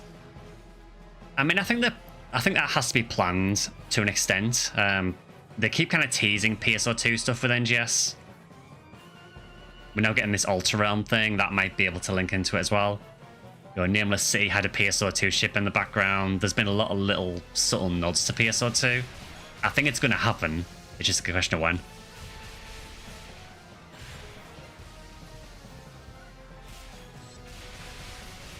That's the thing, yeah, that, you know, there are so many games in the series that are still well supported. If you don't like NGS, that is fine.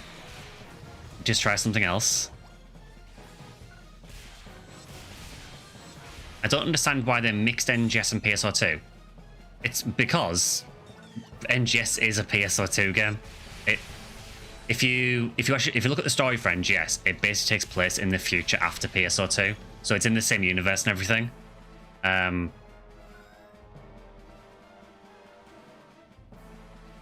Oh, do you mean mixing them as in like that you can travel between the two games?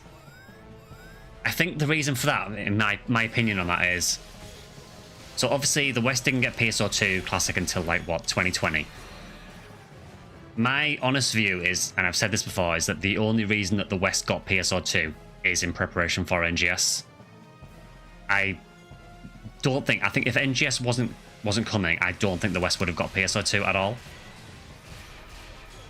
And I think it was basically a case of getting PSO2 in place so you could get a character made and everything, and then start NGS when it released. And I think that's the only reason that we got PSO2 at all.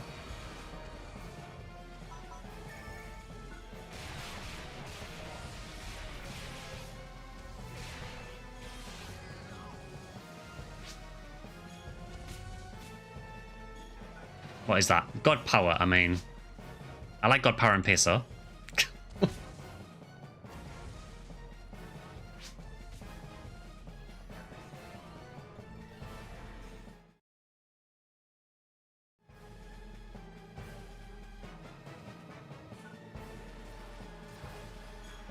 I kind of wish they would have gone the same route of other online games like classic roles.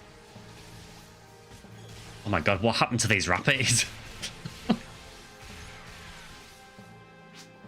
You know what we said about Rappies not killing anyone? I think these guys might.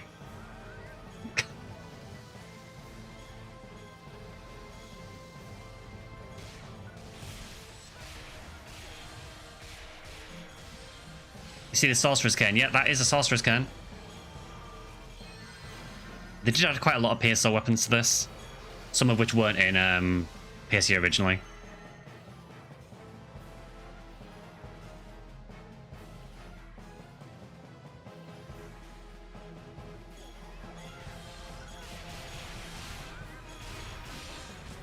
I think the saddest thing about the whole like bashing of NGS is like, it took us this long to get another Phantasy Star in the West. You know, again, bear in mind that before PSO2 released, the last Phantasy Star game we had, I think we had Idolo, which was the gacha game, but before that, the last Phantasy Star game we got in the West would have probably been PSP2. That is a long time to go between games, and it's kind of a miracle that we actually got PSO2 in the West at all. If these people keep bashing NGS constantly, will they bring another Phantasy Star to the West? I don't know.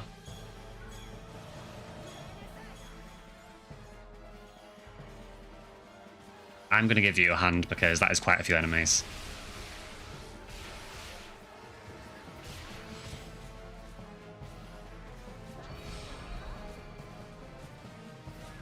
Oh, you recently found a Sword Cane for your 4-mar and PSO. Nice. Yeah, it's a good weapon.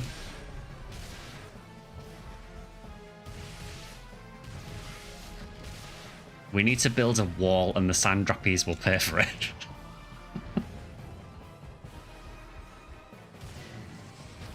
Yeah, honestly, I just find it really tiring, the whole discourse about NGS.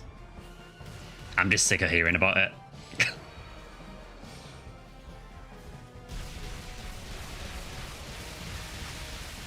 One of the reasons I don't play is because it blocked me from my Japanese account without a VPN. I was in the same boat. I used to play on Japanese PSO2 as well. Yeah, I kind of agonized over for a while whether it was worth using a VPN to play Japanese server or whether just to start again on global. I decided to risk it and start again on global. And just slander my beloved.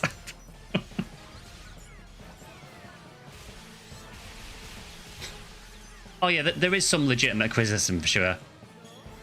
You know, I'm never going to say NGS is perfect. There are still glaring issues with the game for sure. Again, I do feel like it has improved a lot. It has ironed out a lot of the issues that were with it. But there are still some problems with it for sure. And some of the criticism is totally warranted.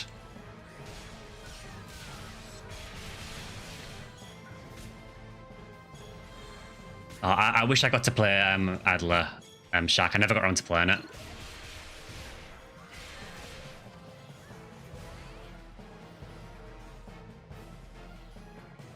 The game wasn't just West. Yeah, I mean, it was basically...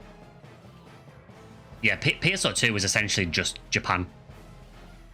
There was a Southeast Asian server as well, which, yeah, that didn't last very long, for a good reason, because it was a mess. But yeah, for the most part, it was just Japan.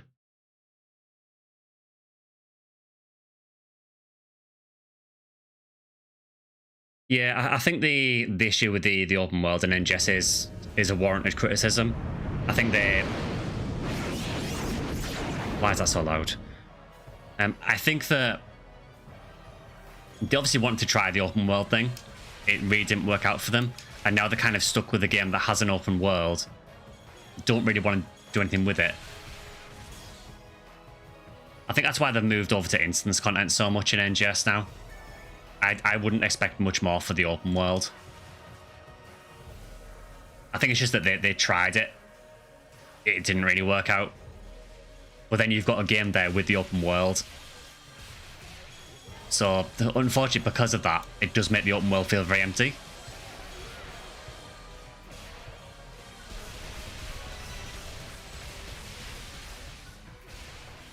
Oh my god, he is very strong. He hit the camera views in this fight. Also, I died. I don't even know what killed me, but okay. Yeah, the meteor attack is fun. At least in PSP2 Infinity, you can guard it. And this is just like, well, good luck.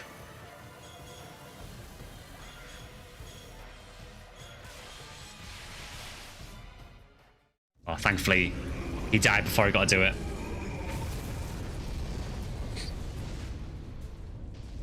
Dark Falls killed you. Oh, no, that wasn't Dark Falls. That was the legally distinct Dulk Fakis.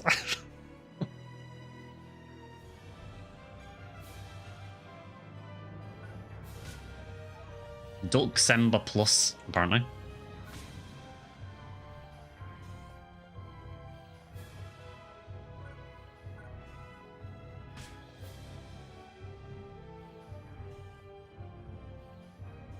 Clementine doesn't have a health bar like Affinia. It doesn't for the enemies. It does for me. It's just on your end, it'll probably look so small you can barely see it. It's just because of the resolution I'm running at. On my monitor, it looks totally fine.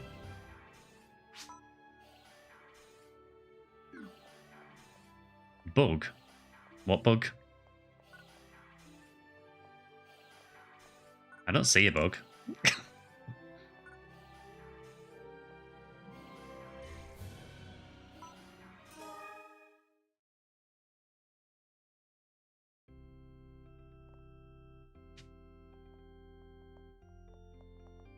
Unfunny open world actually made me so mad since version 2 that I created a whole new universe.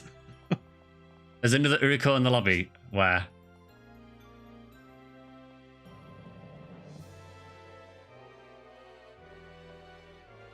Yeah, this is the Uriko that appeared before.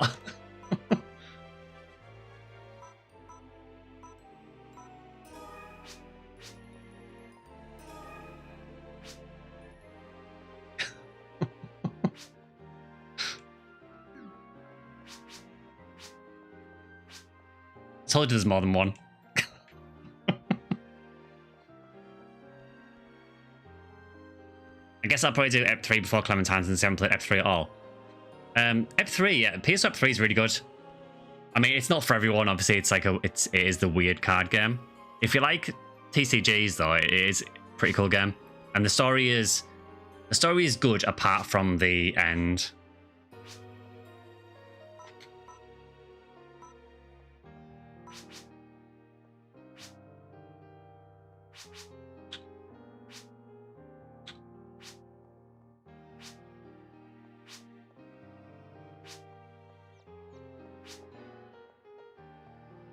Yeah, the ending of the game is quite weird. I won't spoil it, obviously, if you haven't played it.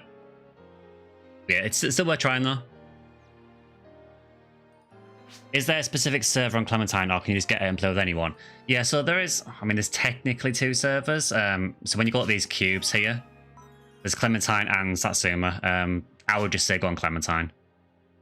I think you can just switch between them anywhere. But, yeah. You still need to understand how to download it. I think the client is just on the Clementine website, I think. I could be wrong. It's been a long time since I have... yeah, a long time since I've actually downloaded this, so I can't remember exactly where I got it from, but I think it was the Clementine website.